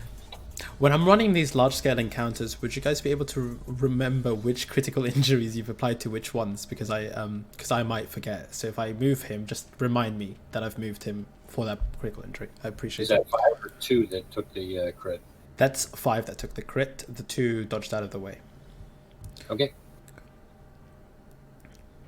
And I'm done. All right. He seems incredibly hurt as you sort of blast the grenade launcher in that direction. He gets flung back. I'd say that he's prone at this point, so he's on the floor, and he looks incredibly hurt. Which guy had the assault rifle? 2 or 5? 2 had the assault rifle, and he seemed to be directing the rest of them slightly. And it was definitely faster than the rest of them. Connor, it's your turn. I think I'm gonna just take a turn listening to that voice and kind of just pay attention on the other. Okay. 'Cause I'm a bit weary of what's behind us. So a couple of things that you do notice. there are blue droplets on the floor, and with your night vision goggles, you also see the red laser as you sort of take some time. This is assuming that your action is going to be just focusing in on like what might be around the corner. Yeah. Because I'm a bit worried about what's behind us. Absolutely. You do notice the blue drops on the floor. Now, on those that blue liquid that's on the floor, these tiny drops, you would notice that it's actually roll me an education check for that one, and we'll see if you do potentially figure out what it is, and then just roll me a perception check to just kind of carry on listening to try and listen past the explosions that are going on in the next room and the gunshots, which is difficult, but The perception is 25. 25, and your listening education, is, roll that crit roll as good. well. Yep. That'd be You 28. You would notice that this is, yeah, I mean, you work at Biotechnica as well, so this is relatively easy for you. This is some old compound, potentially, that was used sort of maybe earlier on in the decades, before more recent advances in cybernetics, but when you get large amounts of Borgware installed into you or large amounts of modifications, you do need to replace the blood that is pumping through that machinery. That is the replacement fluid that is used. It's known as synth blood or synth fluid, colloquially. It's not something that'd be harmful. That I would think. Oh, it's definitely not any harmful. It would start leaking if someone like shot someone who had heavy amounts of Borgware. You might see this start to leak out rather than actual blood, since they have to replace a lot of the blood for the Borgware to actually function. And the blue liquid is like a blood trail going west. It's essentially like a blood trail that keeps going down that corridor to the west. Yeah. Would Ward have that as well with his linear frame, which is Borgware? Ward's, if it's only the frame that's been replaced, it is relatively 50-50, so it depends on like what other modifications there are, but if you like replace your cyber arms, replace stuff else, you might end up going for synth fluid instead. So, and I'd say that Ward, you probably would have a decent amount of the synth fluid inside of you. It tends to be localized, by the way, like like your heart and stuff like that will still sort of run with normal blood rather than the synth fluid, and it sort of runs on various circulations, but Ward, you'd probably have noticed this as well, and as you're sort of looking down at it, you probably would have noticed that it's maybe an older compound. It's not the same color of what yours would be, maybe slightly older. Well, mine's pretty old. It's used. Get your oil changed. Starts squeaking a little bit. The perception check, you try and listen past like the song. The humming is repetitive at this point, and the humming is just over and over again. It's the same sort of da da da da da da, and it's like the night is cold, and then something, and it's hard to make out the next few words, but I'll send them to you in Discord privately. All right, that's Connor's turn. Oh, you do also notice with the perception check, you do also notice that same laser explosive trap that Ward noticed. So you have seen that about 10 meters away from you. All right, two of them will move. 1, 2, 3, 4, 5. I can't count. We'll move here. Take a shot at Ward's. That will not hit. And the second shot will also not hit. This guy will 1, 2, 3. We'll try and take a shot at you from where he's standing, which is a pretty. And he'll carry on. No, he won't carry on. He'll go here. Gage, your turn. Okay. I have 5 movement, right? I'm going to see if I can help Ward. Every little way I can. 1, 2, 4. All 5 movement. Okay. And from this distance, what would be the DV for me to hit the 6th street member?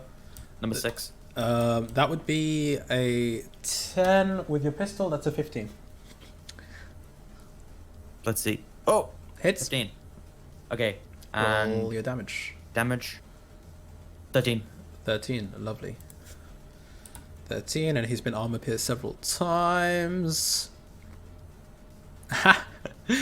Perfect damage to kill him right in the head. So as you shoot it, it sort of pierces actually into his neck, and the blood just again. This wall is now covered in a grotesque display of guts and glory. But you shoot him, and he just goes, and just as Ward was like, as he was approaching Ward and ready to sort of like, he's just in the middle of cocking his shotgun, and he's just about to sort of release it, and he just coughs up blood and falls backwards. Well done, Gage. I'm fucking surprised I managed to hit that. Alright, Chloe seeing Forge jump out, so top of the initiative round again, and Chloe sees Forge jump out. She will step out. Yeah, she'll step out and she'll take her shot against him. That will hit. That's 4, 8, 12, 17. That's got to be a crit, right? Nope, no crits. It's 4d6. She rolled a 4, 4, 4, 3. Oh, I thought it was 3d6. No, it's 4d6 for her. For the very heavy. And that's a 14. Sorry. 4, 8, 12, 15. 15. So.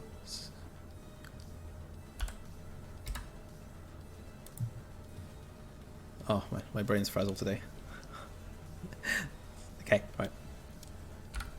She shoots him, and he looks like he is within an inch of his life as she sort of hits him quite severely in just what appears to be a very, very well-placed shot, almost aiming for just underneath the kind of the rib cage, almost trying to cause some heart damage.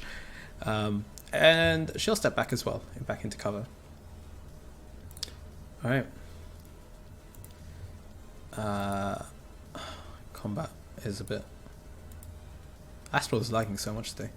Alright, this guy's turn. He will... The guy who shot the assault rifle towards Woody and caused a lot of damage, jumping out of the way of the explosion, will step back here. That's 34 for him. We'll take a shot at you.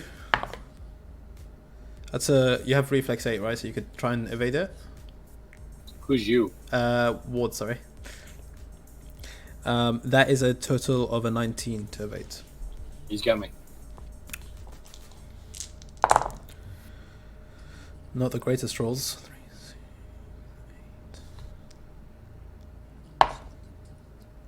8. 18.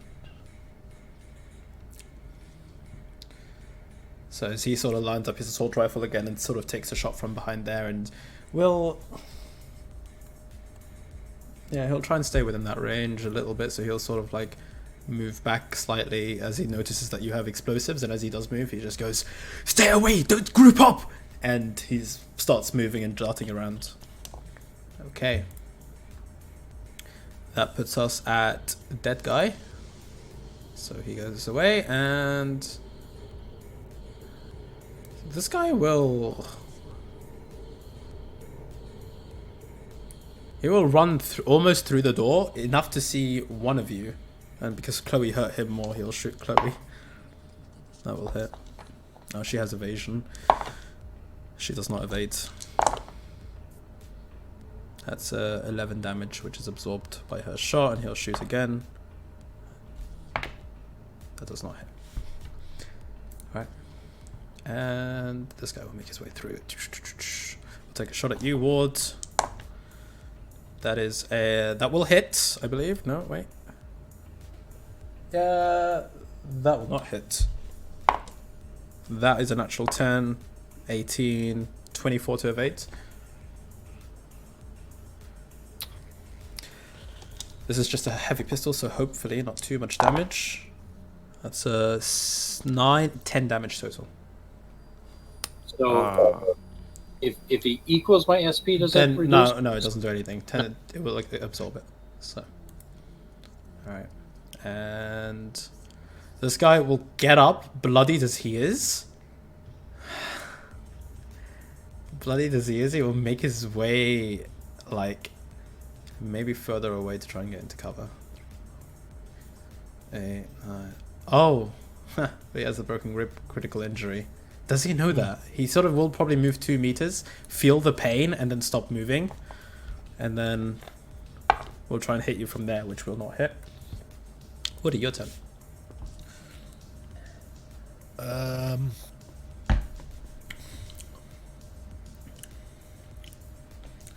Sheesh. Number 9 is on the ground level, right?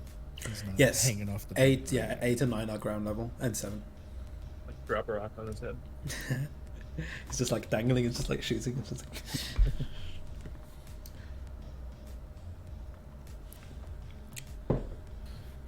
Yeah.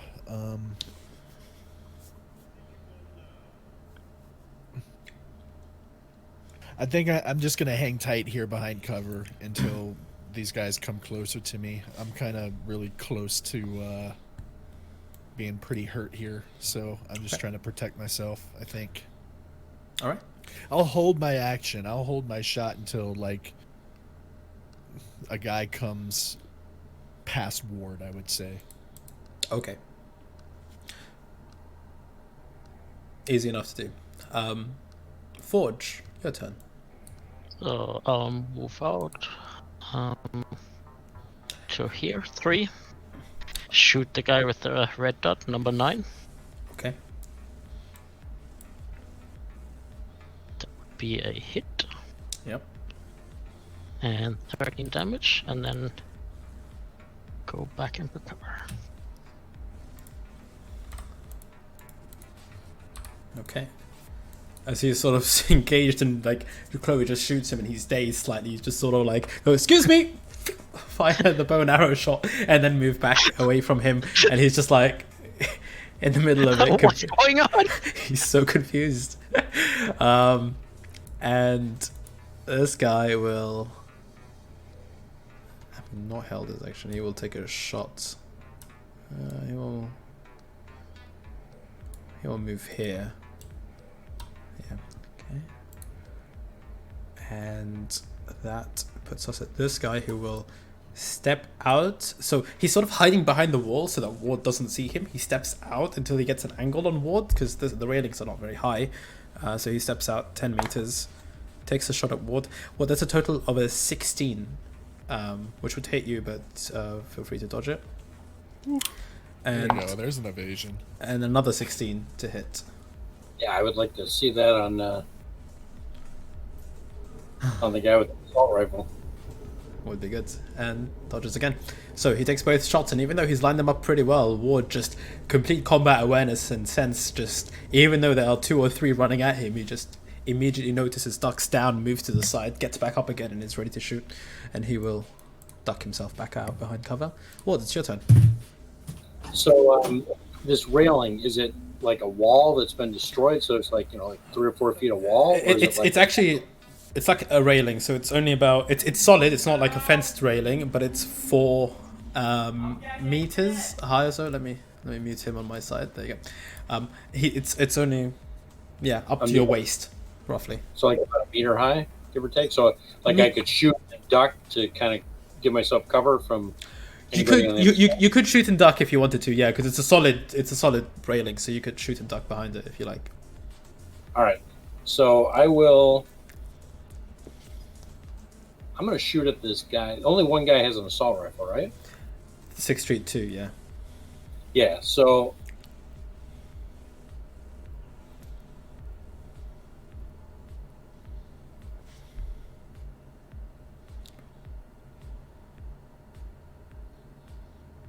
basically I want to fall back to here.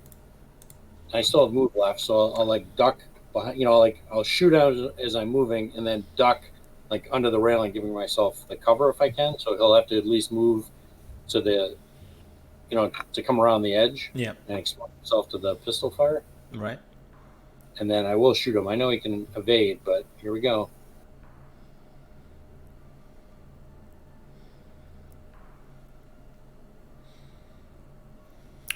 Shoot at the number 5 guy. Fuck. So that's a clean miss. That's not him. But as you do move further back, at least you've sort of separated yourself from the guys being able to shoot you from below. And in fact, the gun jams, so I have to spend an action next round unjamming it. All right. Connor, it's your turn. Let's gonna summon up all the like corporate air of authority in my voice that I've learned from all these PR, PowerPoint, public speaking classes I've taken in my career, and just shout, "Surrender, and no harm will come to you." Are you shouting that towards the corridor that you're facing, or were these Just guys? like towards all the 60, down the Right, hallway right. where all the 6th Street guys are. Yeah. Roll me a persuasion check. And just in case, I'll declare luck. But let's see what happens. So what did I get? 20, Shit. And I'll use I'll use 2. What's that? Yeah, I'll use 2 luck. Okay. You shout down the corridor, and your voice is heard. It is. You project it, and you project it with an authority that almost makes the rest of you turn around and go, "Damn, like, where was that before?" But okay, you have done so, and I like give Connor the thumbs up. Yeah. Sounded good. you encourage him. Also, let me just send you, because I realized that it's.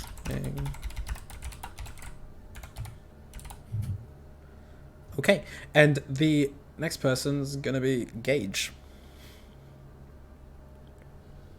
Well, I mean, it wouldn't really be wise of me to attack after the guy rolls a fucking 22 on persuasion. So, Well, that's your choice. Yeah. I'm gonna make what could probably be a stupid decision, and for the first time in this campaign, shout at the 2 people in the corridor. Has anybody heard of the band Twofold Anarchy? Roll me a charismatic impact. Let's see if this works. Use all your luck. This will be. Oh yeah, can I? Oh wait, how do you roll it? Hang on. Charismatic impact is your cool You just roll a d10 plus your and D. then add your Yeah. Okay, so I just click a D10 on the bottom thing. Okay, D10. yeah. Add 4. I'll just roll the D10 and add 4 to it. It'll send. Go for it. 9, add 4, 13. Let me just double check that is it, unless anyone can 100% confirm. Plus you're cool, right? You said. I think. Oh, I is it think- plus cool? I think it's his cool, but I'm just double checking. Charismatic impact is rolled. It's. Rockaboy can roll. Yeah, technically only use charismatic impact on fans, but I think that's pretty restricted. DV8. That's a. What's the actual roll? It just says charismatic It's- impact plus D10. Oh, is that just your roll ability? Yeah. I think it's just Yeah, your it's roll a roll ability. ability. Yeah. So it's 9 plus 4, which is 13. Attempting to see whether there's any Twofold Anarchy fans in here, all of them just sort of like turn around to you, and just like sort of like sort of turn their head, and you do get the sense that the guy at the 6th Street number 8 just sort of like looks up and just goes, "No way, is it?" And it sort of like and sort of moves back. Playing No your guitar. No fucking way! It's worked! Yes! Hooray! So number That's- 8. Number 8 was the guy who turned his head. He turned his head and he does not proceed to shoot. He does proceed to go to the computer. Don't think there's anything else I could do in this turn, right? Now That's, yeah, I'd say that's your action. yeah. Sure. I'll move 2 up, 2 forward. Okay, that is bold. Go for it. As bolt. Very bold. Fuck it. And that's it. Okay, the ones who are not fans will continue to move up Yeah. as this guy moves and shoots at you. Do you have do you have a reflex of 8? No, mine's 6. That will hit. But that guy likes me. 8. Yeah, but that guy please. Neither of them, both of them hit, and neither of them penetrate your armor. Yes. All right, Chloe's turn. Nice. She will. Yeah, she would. She would go up to this guy. Fucking Chloe. Rolls a natural 10 again. and a crit and a crit damage on him. But she only has one shot, so this guy's brains just forge. You just see what appears to be a clean explosion of someone's head in what appears to be a ritual decapitation performed by Chloe Starr once more, as his head just completely disappears and blows off. But yes, that man in front of you is dead. She rolled a natural 10 followed by 2 6s, so. Would she proceed? There's no cover for her. No, she wouldn't proceed. Okay, this leaves us with this man who will again take a shot, this time at Gage. He will hit. Which is not going to be fun, because he trains his assault rifle on you. Not a fan. Definitely not a fan. Not a fan of Tooth or Anarchy, I guess. Aw.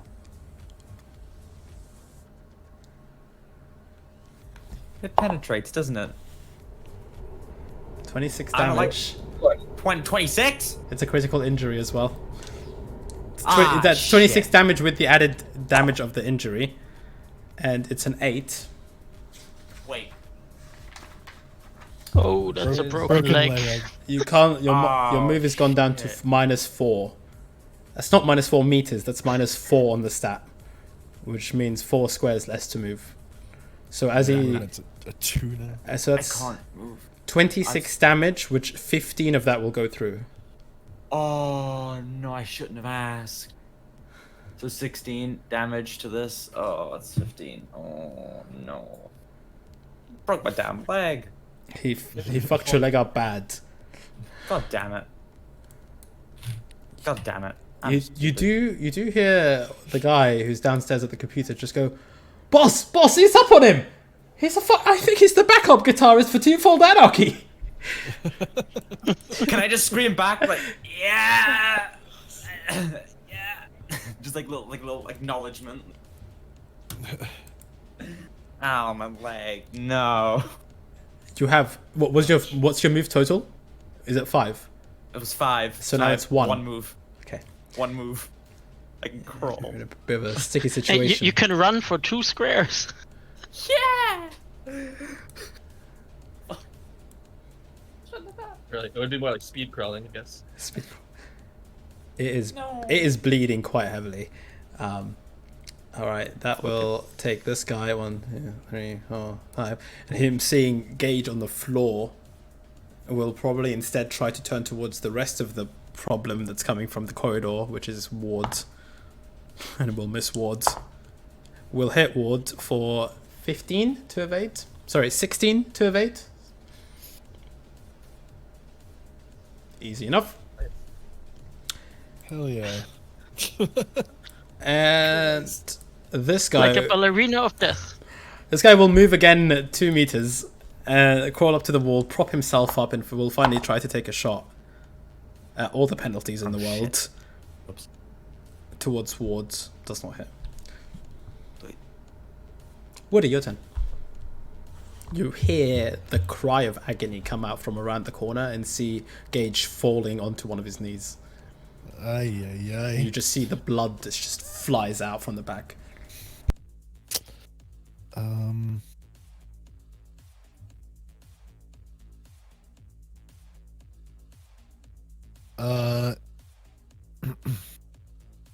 If I move there, is that still 2 movement through the door? It's 2 movement through the open door, and you can move back afterwards if you like to get into cover. Sure. So you can move, take action, movement. Yep, I have 2, so I'm gonna I got 2 shots left in the heavy pistol. I'm gonna fire at just the one like right on Gage, because I assume Gage is on the ground, like with a broken leg. He's crawling away, yeah. Yeah, okay. So I'm gonna fire at 4 here. That's oops. 12, which is 15. 18 hits. Yep. 9 No damage. armor piercing. Save me, please. I made a mistake. I'll never ask again. Second shot.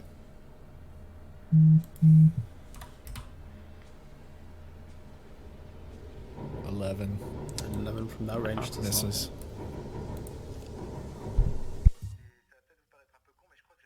And I'll move back behind. Forge, your That's the turn. best I can do. Okay, that guy's 20 meters away, so I can't get into the 13 range. So I'll just do a quick step into the door, shoot at number 9. Okay. That's a hit against the 15. And 14 damage and step back. 14 damage. He looks incredibly hurt as you shoot him in the back as he was sort of focusing. He's sort of like looking up, looking for Ward, who he is perceiving to be one of the biggest dangers here. And he hears Gage's... He's almost thrown off by the shout of agony that comes out of Gage. And in that point, he looks incredibly like distracted. But you do take your shot and...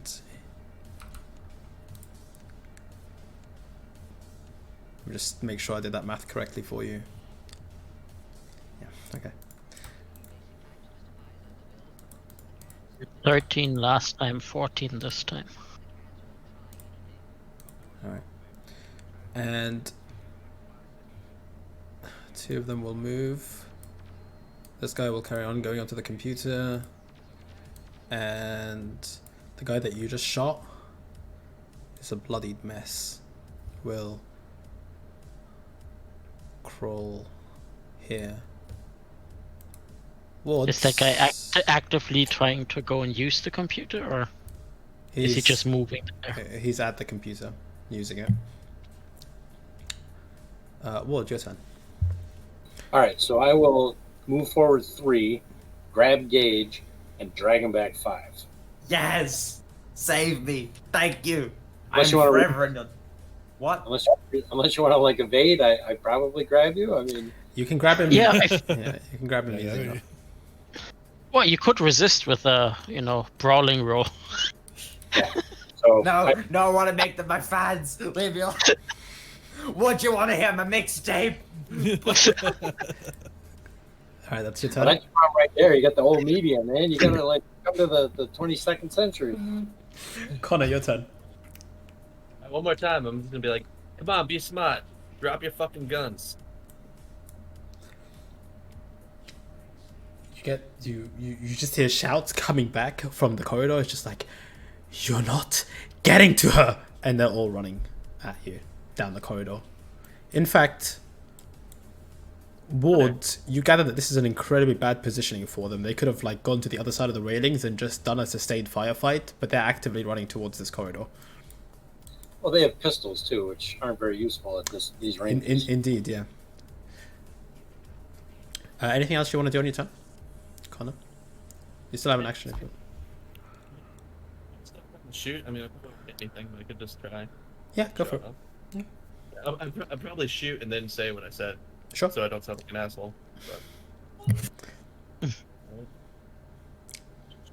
Where's my thing? Handgun.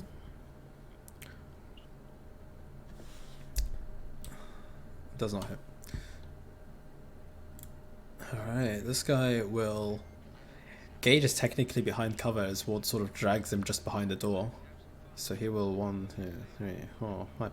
He will try to get, and I think he just gets in range for Woody to sort of take a shot at Woody just around the corner. Does not hit. Oh, he has heavy pistol, so he goes again. Does not hit. Alright. And I'm sure I've left someone out, or I've deleted someone by accident. Nope. Gage, your turn. Oh, so I can't exactly do much movement, can I? You have 1 move total, and you're grappled, technically. Well, no, So maybe I can shout something persuasive Go while for I'm it. being dragged away. just shoot the guy. As you're being Okay. dragged back, you just start firing. Okay, Yeah. I'm gonna roll persuasion. Okay. But quickly. 21. Oh god, that's actually quite good. I'm gonna start screaming something like we can all end this in peace, and you can all listen to my music. You can come down to one of our next gigs or something if you'll just let us stop. Okay. All right. As persuasive as you're being, and there is a charm in your voice. There is a good delivery to it, but you sort of get the sense that from their responses and their manicked runnings towards your corridor, they don't seem to be very interested in resolving this peacefully. They see you as an incredible threat. They see you in party as an incredible threat to whatever they're doing. Oh well. We tried. You did try. Currently can't move other than 2 spaces. I guess that's my turn. That's fine. Let's. Let's see. Move 8, 1, 2, 3. It's Chloe's turn. 3, 4, 5, 6, 7, 8. Yeah, she'll do it. Melee weapon. Or brawling, rather. This guy's not going to be able to dodge her. Nope. Yep. You just see Chloe run, and as she runs, she sort of jumps up in the air, flying kicks into the guy's neck, breaks it, carries on running forward. Gee, damn. Is she always getting 10s or something?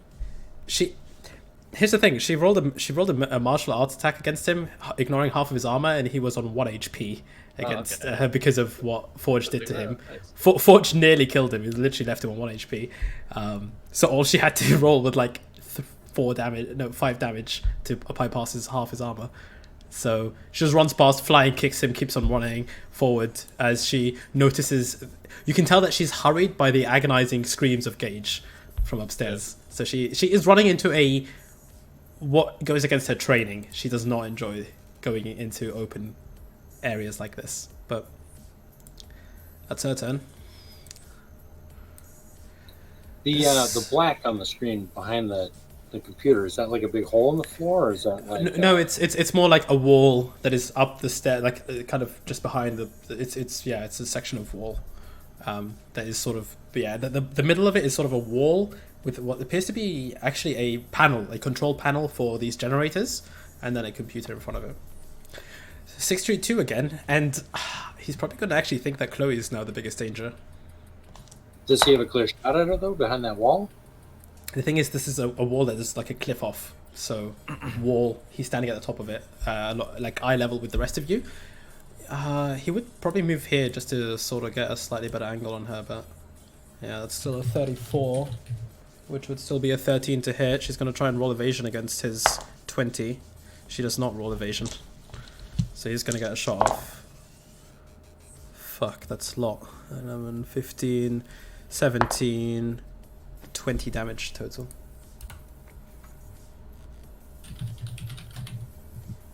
So you do see she gets fuck as she gets shot. Damn, That karma for ignoring her training. Yeah, just and there's a look of recognition on her face. So she's just like, I knew this was gonna fucking happen. But, okay. Third guy will move. Doesn't actually have a clear shot because both of you are behind cover. So he's going to hold his action. This guy won't even shoot because you guys are too far. Woody, your turn. Well, I have to reload, so I reload with more armor-piercing ammo. Okay. And that's my action. My move.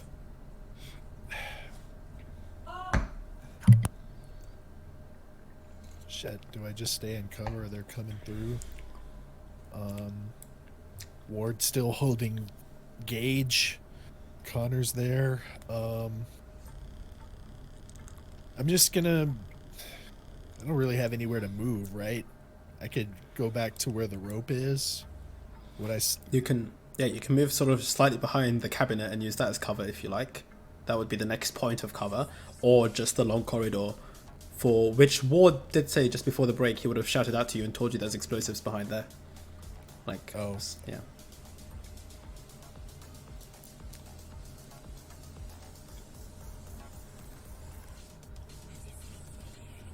So I can move behind the cabinet. You can, yeah. You'd have to go prone, Alright. but you would use that as total cover.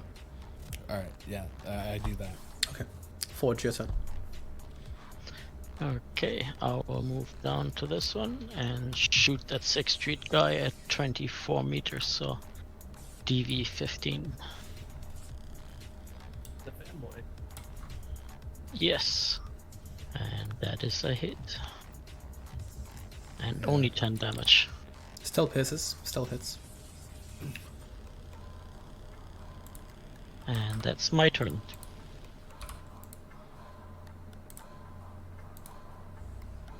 All right, so Ward will, drop gauge, step over him, and just slam. Which of the two guys in front of us, are either of them injured?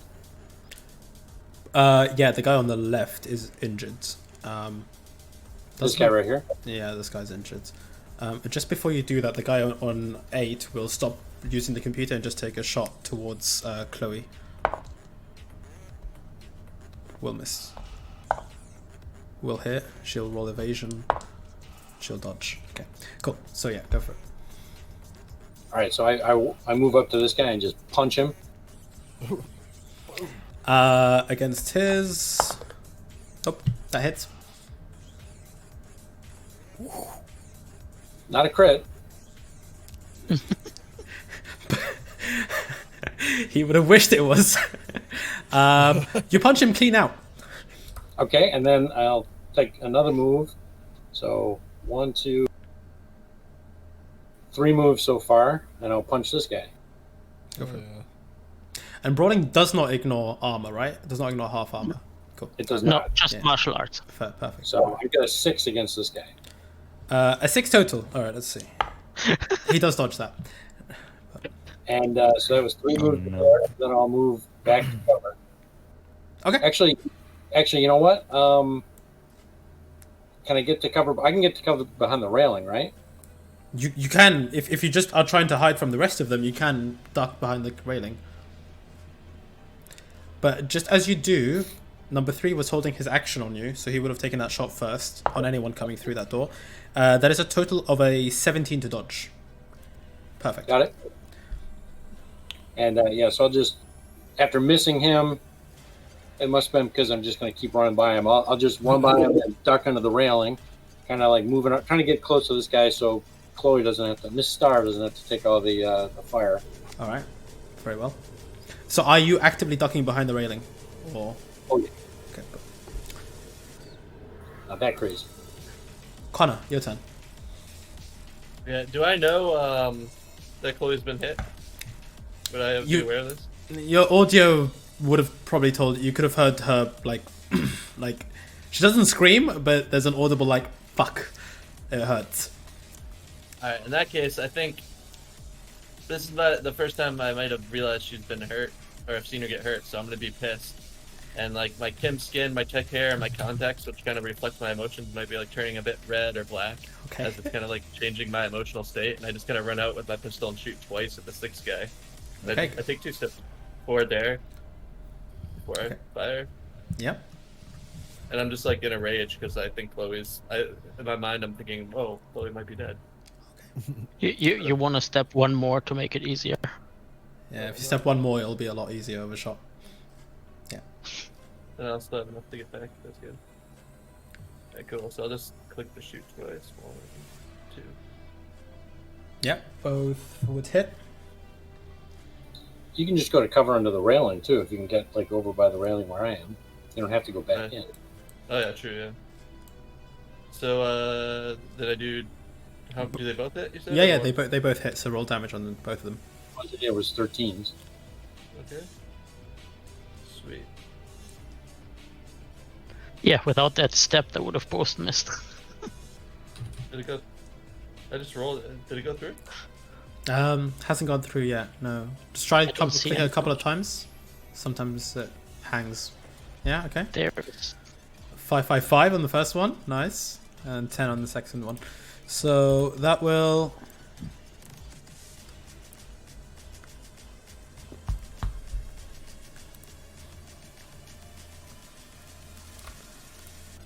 Then this one will take it down, and this one will do... He is hurt. As you sort of fly into a rage, you just walk up and just take the 2 shots, both hitting in relatively critical areas. One close to his clavicle, and the other just under his arm, and he just sort of... and he just sort of coughs up blood.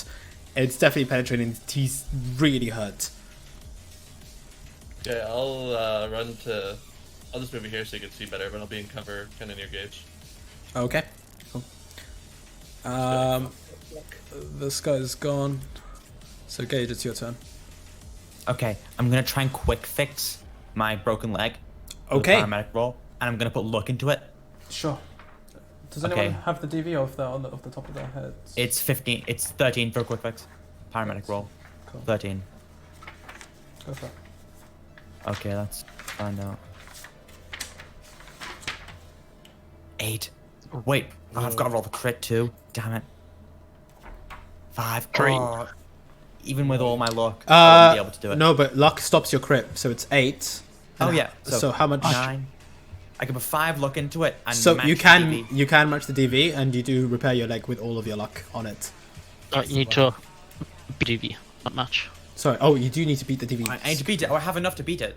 If I can do It's a that. 13. So Yeah. do you have 6 luck? I have 7 luck. Yeah, go for it. Put 6 luck into it. And that protects Put you from the 6. crit roll. Yeah. Okay, cool. You do manage to fix it. Thank God. Oh, Okay. yeah. All is not lost. Thank God. So- change that. For the rest of the combat, you have your full move, but after the combat finishes, your move will deteriorate until you find a paramedic again. Okay. But a quick fix, how long is that good for? Like, it's 10 minutes, right? Or is it It's less? it's something like that. I sort of do it by combat phases. So Yeah. once a combat encounter is finished, it'll sort of like kick back in. But yeah. Okay, cool. That's your Okay. turn. Fantastic. Chloe just goes gets shot in the arm and just sort of looks up, and she's like, her eyes narrow and she's focused in. She will 1, 2, 3, 4, 5, 6, 7, 8, 9, 10, 11, 12. No, she'll go here and she'll try and hide behind the control panel to avoid that guy, having used her action to make a run as well, so she doesn't do anything else.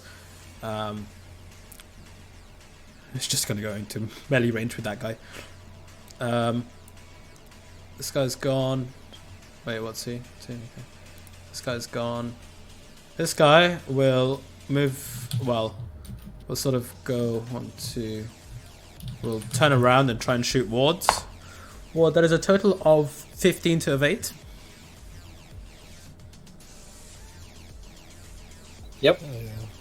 And we'll shoot you again, and it will miss. Yeah. Definitely misses. Natural 1. Are they using poor weapons? Are they using what? Sorry.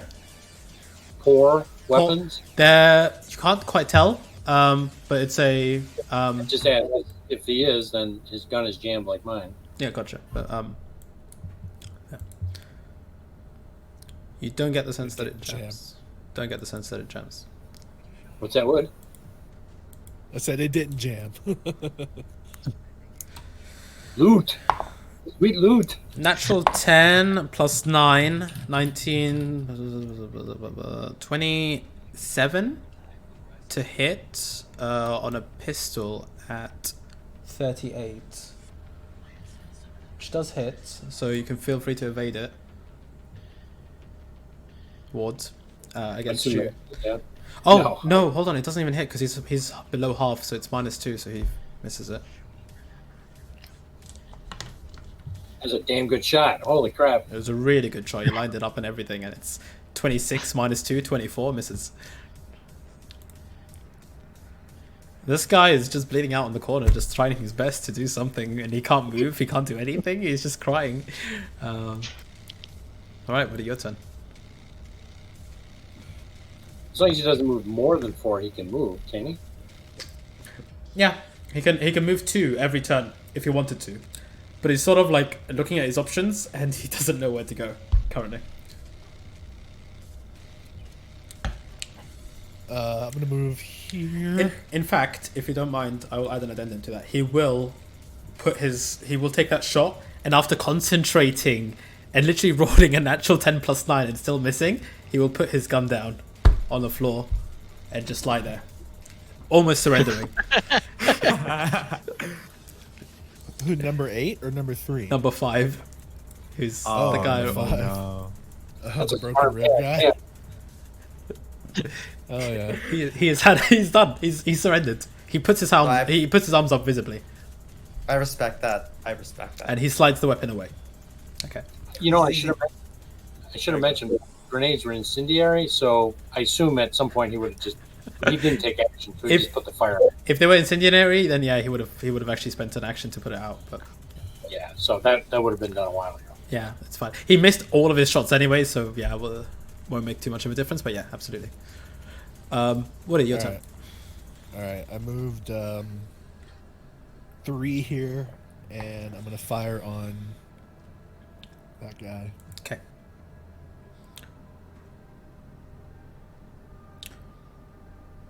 Hits. 17. That's 13 armor piercing. You walk right up to him and just see after the rage that Connor flew into, you see how much damage he's taken. You also just line up your shot this time, and this guy looks dazed. He turns around, tries to shoot Ward, completely misses, turns around to you, and you're just there with your gun. Cold shot in the head, and he's done.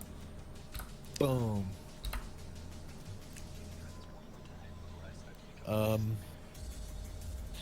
And 5's surrendered. He's pushed his gun away and has put his hands up. All right. I'm just gonna use the rest of my movement here. That was.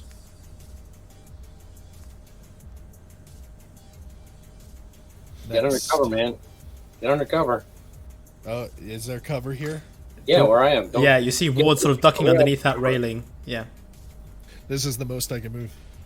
Yeah, but don't move there. Move north. move to the sideways. Oh, west. move back. Move back. All right. No, you can move like here. He's saying, and then just duck behind that cover, that wall that you're next to. Oh, right, behind the railing. Okay, Yeah. I follow.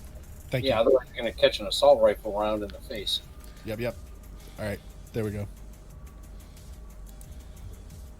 Forge, your turn.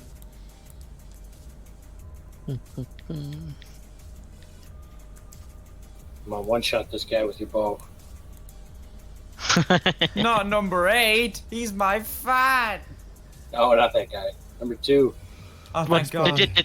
did Chloe just run over, or also did something to number 8? She had to use her action to run to get into cover, so she sort of run, and then she's just like in a position to sort of like scare him with her martial arts slightly. But she looks engaged with him, but no, she hasn't done anything. Like, I don't think I can. The only way into cover would be back, so. 1, 2, 3, 4, 5, 6.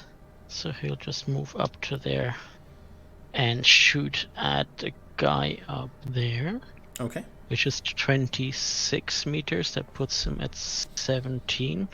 yep.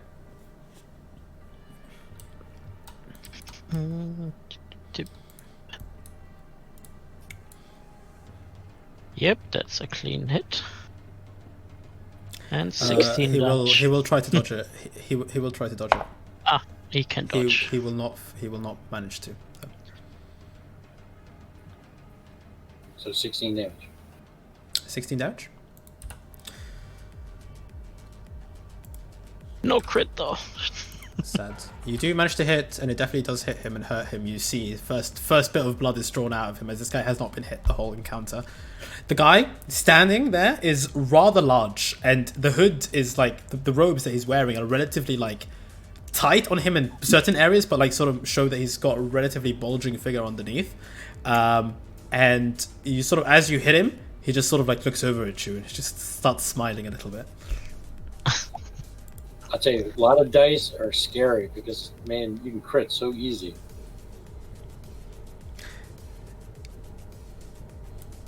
This guy, this is a difficult one. Chloe's standing there, and the guy just looks at her and just goes, "If you let me live, I don't want to hurt you. I just joined recently. Just let me live. I'll tell you how to get out of here." Chloe just sort of looks at him. She's gonna have to roll human perception. Chloe's face does not change very much. Alright. He himself just sort of stands there and sort of moves away from the rest, but just still engaged with her. Doesn't take a shot or do anything. Ward.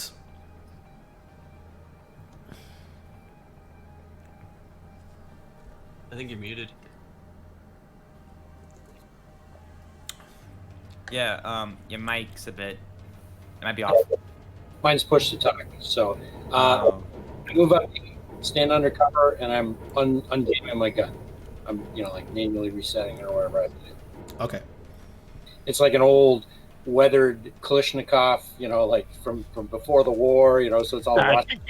Hand-gear Kalashnikov, it would never have jammed. Yeah. Those things are built. Those things are built to last. No. Okay. You do manage to unjam it, and by the way, unjamming a weapon and reloading it, I am homebrewing it to be the same. If you wanted to reload it with a new clip, it's up to you. I've only used 2 bullets out of the clip. So that's perfectly fine, no worries. One to shoot the camera, and I think I shot one of the guys with the rifle at one point. Yeah, I think so. Yeah. Connor, your turn. I'm gonna meander my way in a bit. Okay. You see Ward and Woody both, like, their heads down. Naturally, you're just underneath the railings as you sort of move in. Yeah, and I'm just gonna stay in cover. This guy surrendered the number 5, right? He's pushed his weapon about 10 meters away from him and is just standing there, like, clutching his the side of his the side of his chest. Yeah, I'm just gonna keep my gun pointed at him and cover him, hold my action, and if he does try to grab his gun, I guess I'll shoot. Okay, Gage, your turn. Okay, so in the rulebook, Collateral sent this. It says a quick fix removes the injury effect for the rest of the day, but it takes a minute. That's what it says in the rulebook. So would it still be like deteriorating throughout the combat phases? I just said before. If you want to spend a minute on it, you can remove it for the rest of the day. I usually play quick fixes in the sense that you could do them as an action in combat, and it will get rid of it for the rest of combat only, basically, and it starts then coming back a little bit. So it's up to you. If you want to spend a minute to get rid of it for the rest of the day, you can do so, which is like 10 turns in combat. Fuck it, I'll sit there and do it for a minute.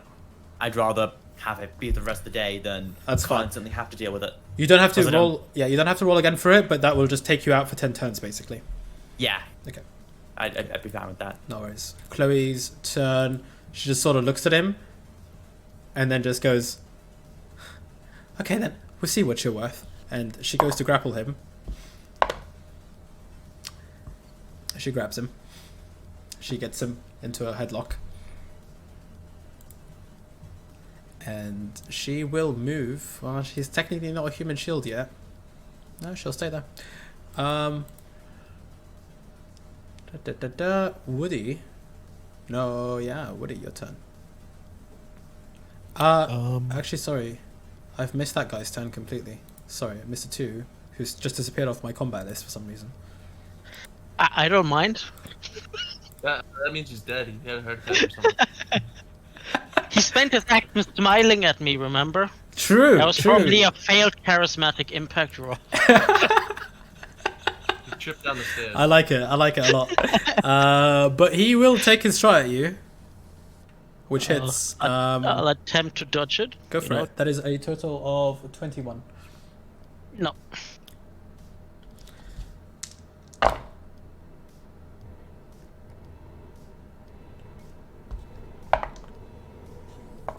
Damage total. No crit though. Okay. So a blade 1 and take 9. And he will run to the other side and duck behind the other side of the railings on the other side. Woody, your turn. So what was the deal with Gage again? He's out for like. Like 10 turns because I'm he's- spending the whole minute to quick fix myself. If I gave him my med tech bag that I have, would that cut down on his time any? I'd say that if he hadn't, like, what's your first aid, Gage? My first aid. This was a paramedic role, but the paramedic is a base 7. My first aid is a base 11. I'd say that he could try and roll to reduce the time of turns. I'd say if you threw him your medtech bag, he could try and reduce the number of turns this would take. Because right now it's taking 10 turns, so I'll let him roll with a certain DV to try and beat that. Okay. Yeah. Then from here I toss him my med tech bag and said, "Gage, here, take this." Sure. Pull it out of my. Make a proper split. So that would take an action. I will allow you to, like, if you need to reload or anything, also do that as part of the action. But yeah, you can I also don't need to move. reload anything, but I will take my movement since Gage is good. Just closer to Ward here. Okay. Forge, your That's turn. my do. Lovely. Did Forge. you say it's my turn? Forge, sorry. Forge. So from here I can't because he's ducked behind completely, right? Yes. Okay. Then I will use my move to go on. Wait. How far did he move last turn? How far did he move? Yeah. He it was moved like 4 squares. 8 meters.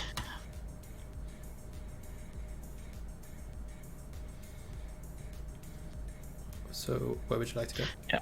I'll move up to here Okay. and hold my action and shoot at him if he pops his head out. Okay. This guy will attempt to break out. Miserably fail. Ward, your turn.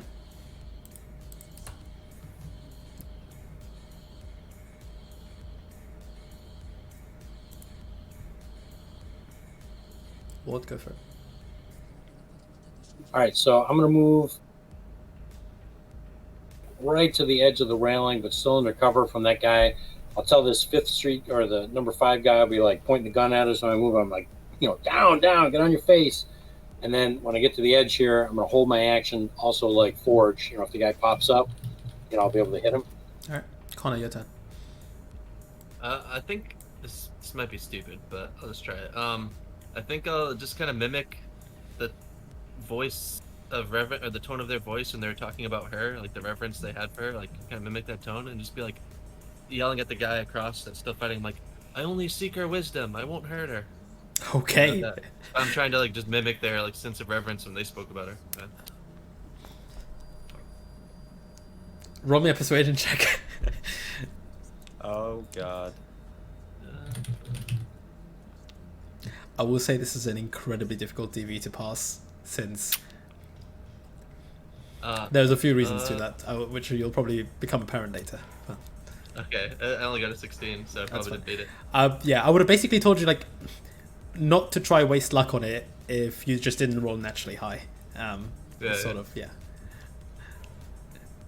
Okay, that's your turn. Do you want to move up at all? You know what? I think I'll move back and just assist Gage and see if he needs any help. Okay, yeah, I mean, with assistance, you could probably cut down the time a little bit as well. All right, Yeah, so maybe, yeah. do that. Cool. Gage, you have the medtech bag, and you have Connor, who's sort of coming over to tend to your wounds as well. Roll me a first aid check, please. Okay, ready for the nat one? Oh shit! And then the crit roll? Yeah, roll me the crit. 31 plus. Here's what I'll say. With Gotta Connor's grow a help new leg. and the medtech bag, and and luckily you've used some of the tools on here before, and you sort of do kind of get to a point where you can just make sure that you're stopping the blood flow from leaking out as much as possible. You do manage to beat it in one turn and stabilize it for the rest of the day. Fuck yeah. So you do take your turn to do that, but you are now stabilized for the rest of the day. That's cutting down a minute action during combat. That's pretty good. That's really good. All right, Chloe, we'll get him into... Well, she doesn't even have to roll for it because he didn't break free, so he's now human shield for her. 1, 2, 3, 4, 5, 6, 7, 8. she will sort of, as she's moving, sort of point her gun towards the guy that's behind you. See that Ward's already sort of shouting at him, telling him to get to the ground, and then she sort of moves up to that guy with this guy in tow. I think I love her. Connor, why don't you stay in the office and we'll bring her out with the adventure. Terrible. Oh, all right. So that is, this guy is just sort of like standing there, and you're just gonna sort of hear him just go. He's gonna go. This is your last chance before I fucking blow you to all kingdom come. And you'll sort of see him pop his head out, which will give you a shot on him. And he throws something towards you. Forge and Ward, please take your shots since they were held against him. 18, he will dodge that. And 22, he will not dodge that. So 19 damage.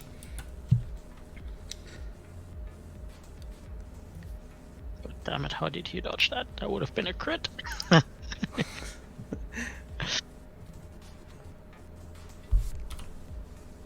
Okay. You do get a really nice clean shot off on him as he shouts that out. He does throw in your direction and will hit the DV for it. So you can choose to evade it. The total for it to evade is a 25 to evade. Close, but no cigar. It flies in your direction as you get that clean hit. He was almost actually throwing it towards Chloe, and then as you sort of hit him, he turns and throws it at you. It's an EMP grenade. Oh. Remind me, it's a roll to get two random pieces of your cyberware. Yeah, I think it's 15 dB, but don't. 15 dB to stop it from going through, right? To stop it from switching off. Yeah, it's a Cybertech DV15. Roll me a Cybertech DV, please. Yeah. I don't have any Cybertech though. I only have Borgware. Which is... Yeah, but it turns off any electronic devices and or cyberware, or two of them actually. The GM chooses two devices, so. Which is fine. I don't know how that would work. Like all I have is the Borgware. All you have is the Borgware? That's yeah. He would turn off the Borgware.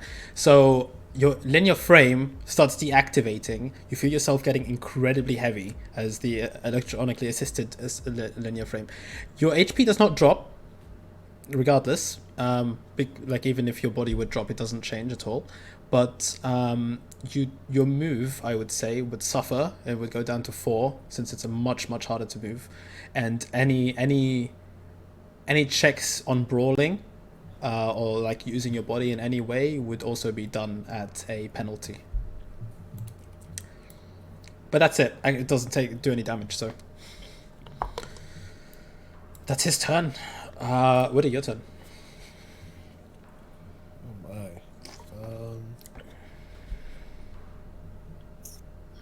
Lasts for 1 minute. Yep. Move.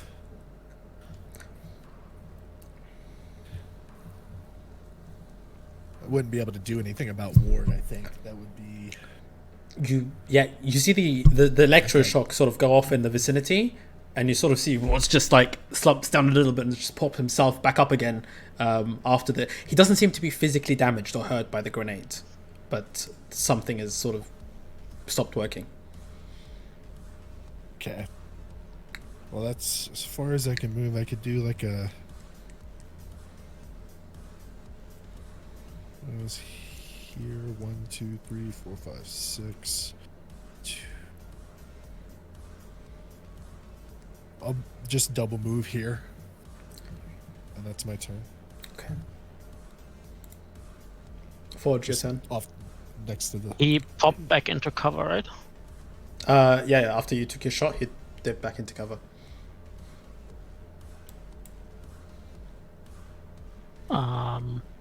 I think I'll just stay right there and do the same thing again. I'll aim for him popping his head up. Okay.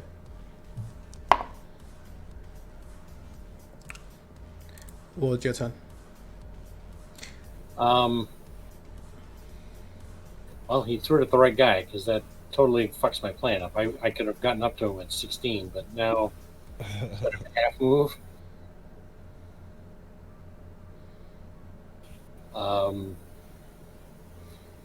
Are the gates inside the computer room, are those open gates or are those walls?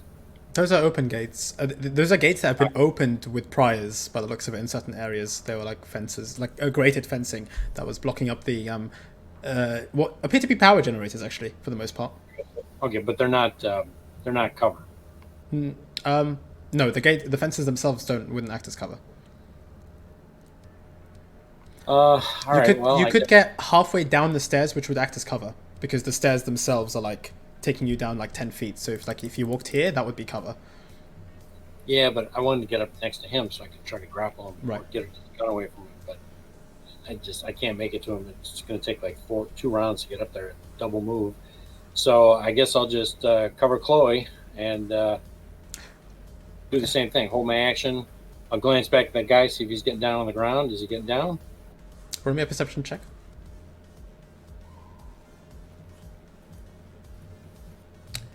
You do see him grabbing into his pocket as both you and Woody are getting closer and pulling out what appears to be a grenade. So him, I'll just shoot. Go for it. Yeah. It's time to go. 12 meters. It's okay.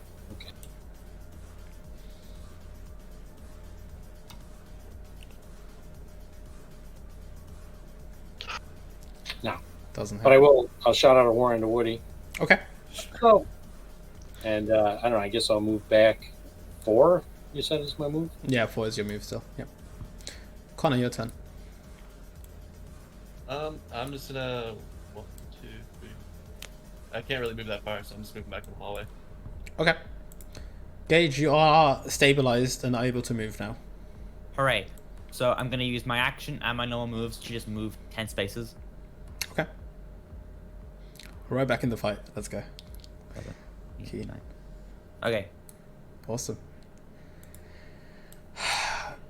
Chloe will hear that you shouted that.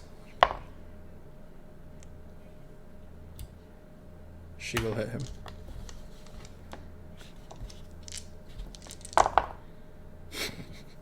Why does she always crit on the guys that are like 5 HP? Just as he's pulling out his grenade, and you get the sense that he was trying to lure you in closer. He was willing to die because you knew he wasn't going to throw it very far. He sort of is about to unpin it, and he just gets shot right in the head and just and falls over. Okay, it's good. That was smart. I totally did not see that coming. That's she will also take her movement. 1, 2, 3, 4, 5. Woody, throw me that grenade. She'll move up. And Which one? The grenade that the guy was pulling out, which is now in his hand, still unpinned. Oh, right. Yeah, which Chloe just sort of turned around. She just hears the shout. She's like, straight into the middle of the head and carries on moving with this guy in tow. And as she does, she gets around to the corner. It's just like, you're surrounded. Put your weapon down now. And is holding him down. This guy's the leader. I don't think anybody's surrendering. He looks at her and then looks at this guy, and then just will shoot his friend, which will hit. Not number 8. No. Please. One Please, less no. man, The one less humanity. man in the world. No. He will cleanly shoot him in the head, executing him. No. Did he get up for that? No, because he was just there. She walks up to him. She did not expect him to do that. He just pops him in the head, at which point he becomes a body bag, just a meat shield rather, who is dead. We were going to have nice long talks about our discography. The one fan he finds. It's so sad. She sort of holds him and now has to sort of support him a little bit. She goes like, "Fuck's sake," and she's struggling because this threw her off slightly. She did not expect that. What a dick. Yeah. What are your turn? All right, I'm gonna try to move my way towards. Oh, he had a grenade and a assault rifle kind of nearby, right? No, he just had a pistol, but Oh, a grenade as pistol. well. Yeah. There was only one assault rifle, which the leader seems to be carrying. Bear in mind that this guy looks like he was maybe up there in the command chain as well. Like both of them looked like they were some sort of leaders of this culty thing that you've walked in on. All right, I go here, grab Yeah. the grenade, Okay. come back, and I. Ward, you wanted the grenade? Hey, if you can throw it, you go right ahead, man. I'm not gonna throw it from here though. I'm just gonna move behind cover here. Okay. And I got one, just a normal explosive grenade. What was? Yeah, it's a normal explosive grenade. Works the same way as a grenade launcher grenade launcher ammo rather. So you can It's actually grenade throw launcher ammo. Yeah, you can Yeah. throw it. Yeah. that. It's a DV-15 athletics check to throw from where you are at him. Really? It's 24 to actually beat it on. There's a separate chart for throwing, isn't it? But No, it uses No, the it same used, keys, but you're limited to 25 meters. Oh, it uses Yeah. the same DVs but limited to 25. Okay, cool. So yeah, I mean that would be a 15 DV to throw. If you think Oh, you can really? make DV athletics, go for it. I got a really high athletics, but Okay. Yeah, I'm gonna try to. I guess throw it right at him. Go for it. don't hit Chloe, please. carefully. Please don't Yeah, hit Chloe. yeah, I'm like aiming to the other side of him. Sure. Remember, he dodged my first grenade, so make sure you throw it well. Is that athletics? You said, yeah. That's athletics. Yeah. Please. Do you want to put some luck into it? Yes. Okay. Yeah. Okay. Well, one luck at least. One luck at least. But that's a 22 now, and then also roll the crit roll, which is going to I'll have to put be the One luck. one luck, which is 22 plus So, 3, so 25 for him to dodge. That's a pretty difficult Yep. DV for him to dodge. Just dump all your luck. We're probably at the end of what we're doing. Yep. Well, he has to at least use one luck because he declared it. But yeah. Okay. Roll me damage. 66. 66. All right. If you furiously click the second one there, you'll get 6 out of them. Like, it will go up. Oh, okay. I Yeah. just was gonna do this. Yeah, go for it. 24. Chloe. No crit. Chloe just sort of like watches this, just sort of moves back slightly. It throws the human shield that she has and jumps back. And as she does, sort of moves away from the side. And the explosion, it was just going to be the shockwave anyway. So because you did throw it really well. This guy sort of like sees it like land and he just goes, fuck. He flies up and you just see half of his torso just sort of flying Nice. into the TV screen, crashing right into the TV screen. The beauty of him being killed by his own guy's grenade is just It's the irony is beautiful. All right, it's a sweet, sweet irony. You are out of combat. Yes, thank God. Okay. Amazing. Wow. I think I'm gonna send my internal agent. Is just gonna send a message to Chloe on her because we both have internal agents. I'm just like, are you okay? Are you hurt? Hurt emoji. You were amazing. You never failed to impress me. It's like some Down some bullshit bad, like that. mate. She sort of Down gets up and bad. she's just like dusting herself off. And she's sort of like, you see her grabbing her shoulder slightly. It does seem to have been hit on the shoulder, but she's like, it's nothing, I'll walk it off. More importantly, and she sort of like raises her voice to the rest of you, like, so, that was fun. Yep. And she goes, a lot better than I thought it would. Well done, guys. All right. Question is what we're looking for here? While you guys are checking that out, I'll gather up all the weapons. okay, I'm just gonna investigate these computers down here. yeah, sure for thing. And Ford, what would you like to do? I'll collect my arrows. Okay, You go back and just pull them out where you hit them, and some of your arrows are gone since they were lodged into the thing that just blew up. But you do recover. How many arrows did you fire? 5. 5, right? Yeah, I shot 5 arrows. Yeah, I think you recovered 3. Okay, and then I'll write out what you find, Ward. But do you also want to roll me a conceal reveal object if you're going to take some time looking into their bodies, or you're just going to sort of pick up their weaponry for now? I think he stepped away. That's fine. Oh yeah, Ward stepped away for a second. Okay, cool. All right. So having a look at the terminal, you do see the personal terminal, and it's unlocked right now. The guy seemed to be in the middle of doing something before Chloe pulled him away and used him as a human shield. Okay. There's no data drives laying around or something like I'm supposed to be looking for. No individual data drives that you can see. The terminal itself has a data drive attached to it.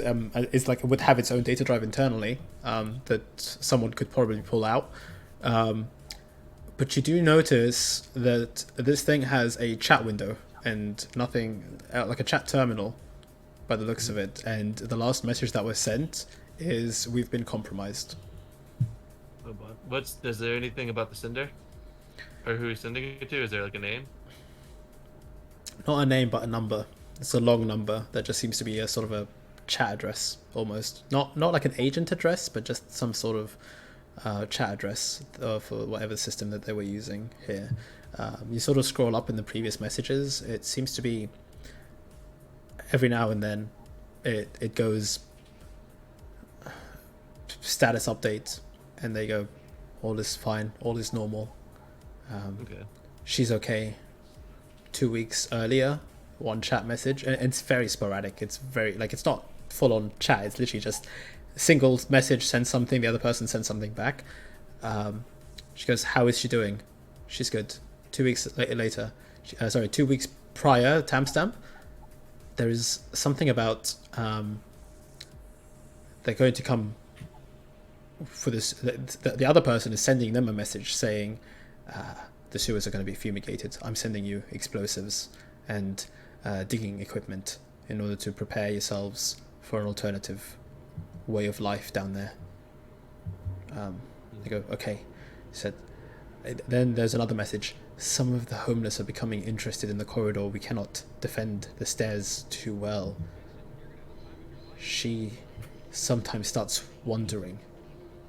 He goes, then the next message goes, "Blow it up. Take it out. Don't let anyone get there." I think I'm gonna take some memory shards out of my bag and just call Forge over and maybe see if you can keep all this so we can go review it later, since we don't want to spend too much time faffing about. Let's ask him to copy the data on this computer, see if it's safe. I don't know much about if there could be a virus. I'll just have the netrunner check it out first before I copy anything. Okay. Yo, Forge, you think you can have a look at this? And I hold out the memory shard. After I've collected the remaining arrows that I could find, I'll Get 3 back. take a sit down at the desk and check it out. Okay.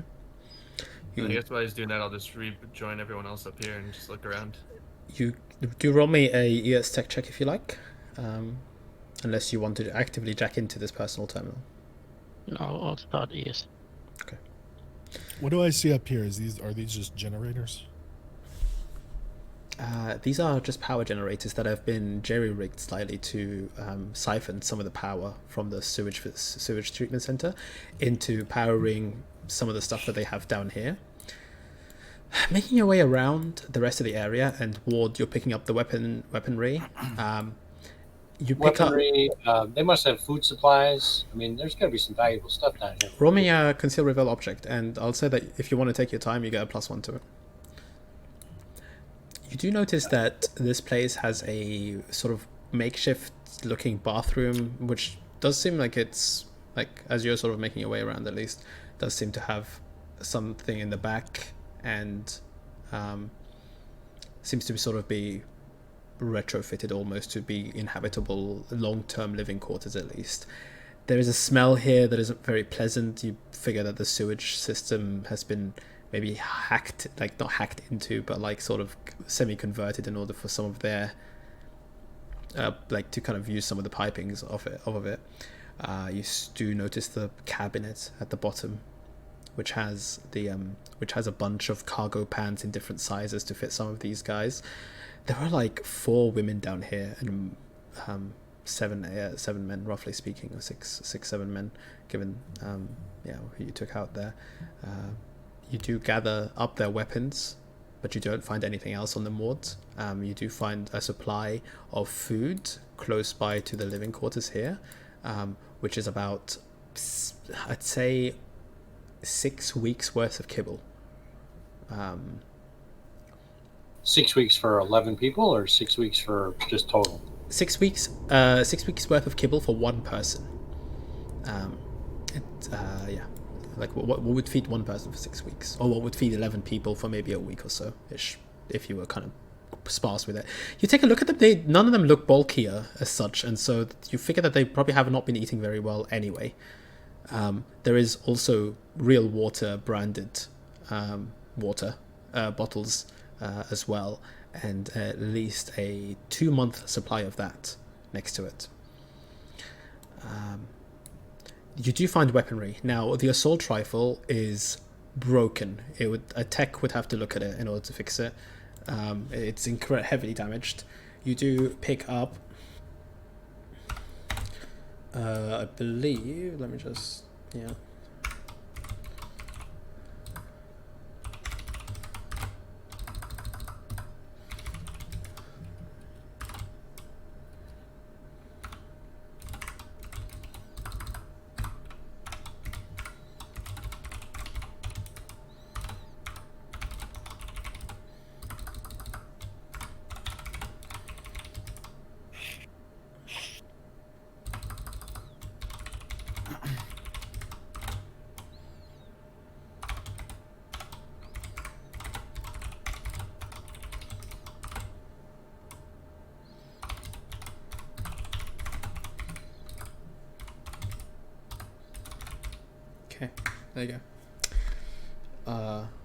I sent that into the chat. There you go. Cool.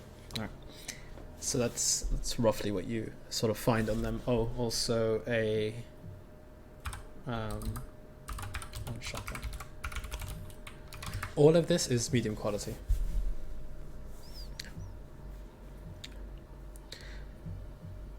Forge, you carry on having a look at the personal terminal. There is nothing else that this was used for. It had no other connections other than the chat connection, and a PA system attachment that it was used for, as well as the camera.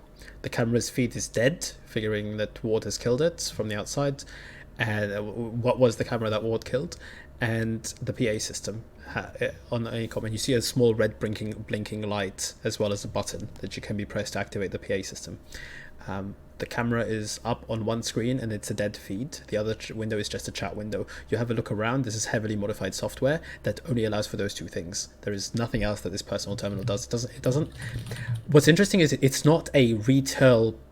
It's a retail personal terminal built by Zetatech, which is a frequent supplier of these the sort of personal these personal devices.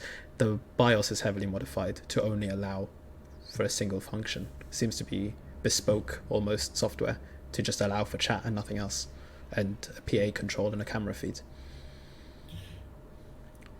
Go ahead. I was gonna say, is there anything playing on this screen here, this television screen, where they all sleep? So the screen is currently broken from the impact of the grenade, and the guy flying and his head right now is stuck through it. Half his body is hanging off, and his head is just. Yeah. I give him a tap. Nice to see you. All right. I was thinking back to Forge. I was kind of looking over everything, and then thinking to myself about the chat, and I kind of typed back. Anything? I'll type back. We've secured the situation, but have taken heavy casualties. There's only to just in that text back. I don't want to make it sound like that like, oh, everything's fine and dandy. I just want to say a lot of us we Yeah. fought back whoever was coming in, and we only have a few people survived. We're in Okay. we're in a lot of hurt. Yeah. So Chloe comes up to you as well at this point, and she was the one, sorry, that asked like anything. Like she's like looking at Forge or you, just trying to find out whether you guys have, because she wants to get out of here. And she's sort of, again, gun propped up, is just looking around, especially looking up at that corridor on the other side that you guys came from, and she sort of just trained her gun on there. Roll me a composition and to see. Oh, I think the main thing I want to say in this composition is ask like, we should we need to get out. Where should we RV? Basically, Gotcha. is what I'm trying to get at. Yeah. That is the main thing you're trying to convey. Yeah. In fact, if you want to roll a conversation for this one, because it's such a simple message, I'd allow you to roll a conversation one instead. Conversation. Yeah. All right, I'm just gonna use the luck. Let's Okay, see what's go for it. Yeah. As he comes in and starts using the computer, I'll just get up and walk off, not saying a word. Okay. I'll just use the last 4 of my luck. Do you roll me a deduction check, by the way, Forge, as you just sort of see the back of the computer, you just see some of the cables that are running through. Feel free to roll me a deduction check. Conversations, it's fine. You do a pretty good job of putting that message together in the style of like the status updates that they've sent, just very matter of fact, very to the point. And as you compose the message and send it forward, you do get a response back going, "Can you identify who assaulted you? Was it Nightcore?" Say unclear. I'll just say like unclear, but carrying heavy weaponry. But nothing to identify them. Immediate response is she okay? Yes. You get another reply going, "The fumigation is going to be a problem." Oh, you do also see, by the way, that he did update one of the previous messages did update them about the fact that they just blew up the corridor and that you guys that there was a assault team coming on their way. So he just goes, "Right, please convince her to leave and take her with you. The escape route that you dug out. I will send a team right away to come pick you up." Roger. Okay. I'm just gonna relay this to everyone. It's like, so they do have a way out of here, and I think whatever we're looking for might be in that west room, unfortunately. And now that this combat's kind of quieted down, I'm gonna, just to make a long story short, I'll just explain like this weird song rhyme I heard in the tune that it was humming. Okay. And did you see the message I sent you earlier on Discord? Oh yeah, with the words. And I'll just share that now too. So, but like, I couldn't understand everything, but there was this tune that was humming, and it was saying, "The night dark, and blood is white. We're all dead, but that's all right." Maybe maybe this is someone in cyber psychosis. I mean, I saw some of the synth blood laying around on the floor, but this tune, and I kind of hummed the tune that I heard, and I'm like, "Gage, let's just try something. Could you play that same tune into the hallway and see if there's a response?" Man, I mean, say yeah. that again. I mean, Like, It went da da da da da da da da da da da da da. I'll type the message in the group chat so you can all see it. Just give me a minute. Sure. You did actually hear that it was "the night is dark," so you could fix that in the thing that I sent you as well. You did because you rolled 2 perception checks on that. So There we go. Sent it. okay, so I can do it. I've got a pocket amp I can hook my guitar up into, but could you run that tune by me again? Da, da, da, da, da, da, da, or some bullshit like that. I mean, I can go up there and listen to it again if you want, so they can be extra sure. But I am now just imagining Gage just riffing off and making this like. try to keep it. Don't put too much distortion. Try to keep it calm. We might be dealing. Maybe this person's having some form of cyber psychosis. They seem to be a little bit scared of her, but also they want to keep her safe, and they want to get her out of here safely. But they're also hesitant and scared of her, so something's going on. Maybe we can just try and calm her down, see what happens with this tune. Maybe it will do something. I don't know. I'm just kind of throwing rocks in the dark right now. I don't know what's gonna happen. Blood is white. I don't know. I don't know what that means. I mean, like, I can you can take me to where you heard it, and I can try. By the way, Gage, actually, since you were sitting there for like at least 12 seconds trying to bandage up your wounds, you would have heard the humming as well, but you would not have made out the voices. But it was coming from that corridor. I mean, yeah. I mean, you can take me there, and I can try and play it, but So Didn't it sound like a creepy old man voice to me? it sounded like an old voice. The gender, I'd say for Alex, because you heard a lot more of it, it's probably more feminine. Yeah. Is this a bathroom down here to my left? To your left? Yeah, that is a sort of makeshift bathroom. It's been retrofitted here. It was not originally here, but the parts of the wall have been sort of broken out and... Okay, I thought it was maybe like a hibernation chamber or something. I didn't quite understand. Yeah, that's fair. No, that's fair. It's a makeshift bathroom. Not completely makeshift, by the way. There's still some really good materials that were used. An actual toilet, an actual bathtub, and a kind of loose hanging bath, shower curtain that blocks the view of the bath. Did you guys find your data store? Negative. Okay. We've searched this whole area pretty thoroughly, right? Because is there anywhere we haven't been? You guys have all taken the time to search it. Ward has taken the time going through the bodies as well and making sure that they don't have anything on them. I will say with a relatively negative roll, but yeah, it seems like you've covered the entire area. I guess I could. Hey, Chloe, do you think you could take one more lap around? See if you can see anything? She sort of looks. I'll kind of do the same. She sort of looks at you, goes, if you want, I guess. But I want to get out of here. I didn't kind of look at her. I was like, don't worry, I'll help. We got to be sure. We don't want to waste it. We don't want to come down here and miss something. Then it will mean the whole time was wasted. Okay. She will. The thing is, she will have seen Ward go through some of the bodies, and she probably won't go through them again. But she'll have a look at like other areas. Her conceal reveal. She has a look around and she takes the time like searching through kind of power generators. Like she moves to the areas where you guys aren't, looks underneath the beds and stuff like that, and just does pull out what appears to be a black book out of one of the beds. Hey, Forge. So if they're trying to keep that whatever creature in, or woman, whatever, maybe the mine is set up to stop her from coming down the corridor. So maybe they have a way to switch it off from in here via the computer. There's nothing on the computer. There was only hooked up to do the chat, the camera, and audio. On your deduction roll, you do notice that computer should have been responsible for whatever was playing on the TV, because two lines were running out of that computer. One is a power cable, but there is a secondary data transfer cable that runs to that TV screen. However, you did not see anything on that computer suggesting as much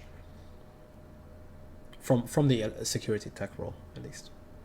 Yeah. So, which should have been one higher as well. I forgot the mecha bonus. But I'll check out the generators while I'm over there. So do there appear to be any like vents or any like areas where they've made a secret entrance in or out? I mean, I can't imagine it would be hidden on this side, because why would they need to? So. If you start looking for like sort of hidden exits, and after a while of all of you looking, there is indeed right behind the left generator. The generator has been switched off. It's the only generator that's switched off.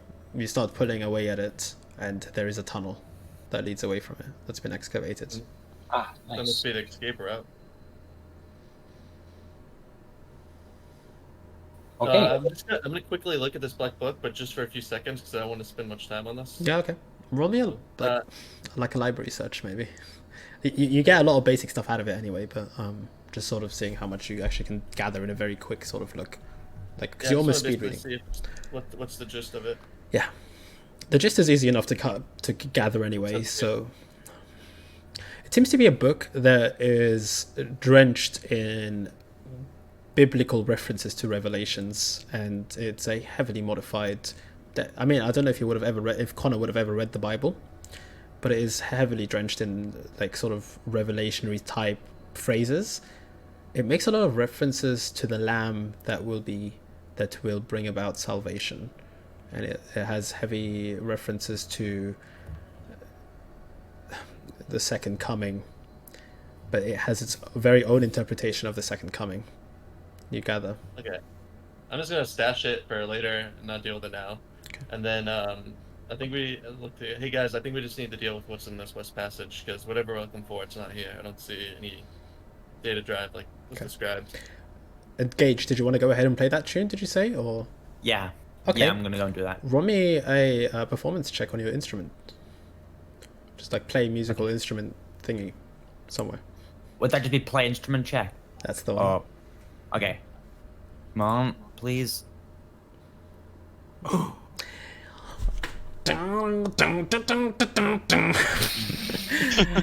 With pretty jazzed up vibe to it, you play the tune, and as you play the tune, you just wait a second down the corridor, just creatively scared because you hear the tune again and you're like, ugh, it's giving you a bit of a heebie-jeebies, and the rest of them, like whoever's standing next to you, also hears this.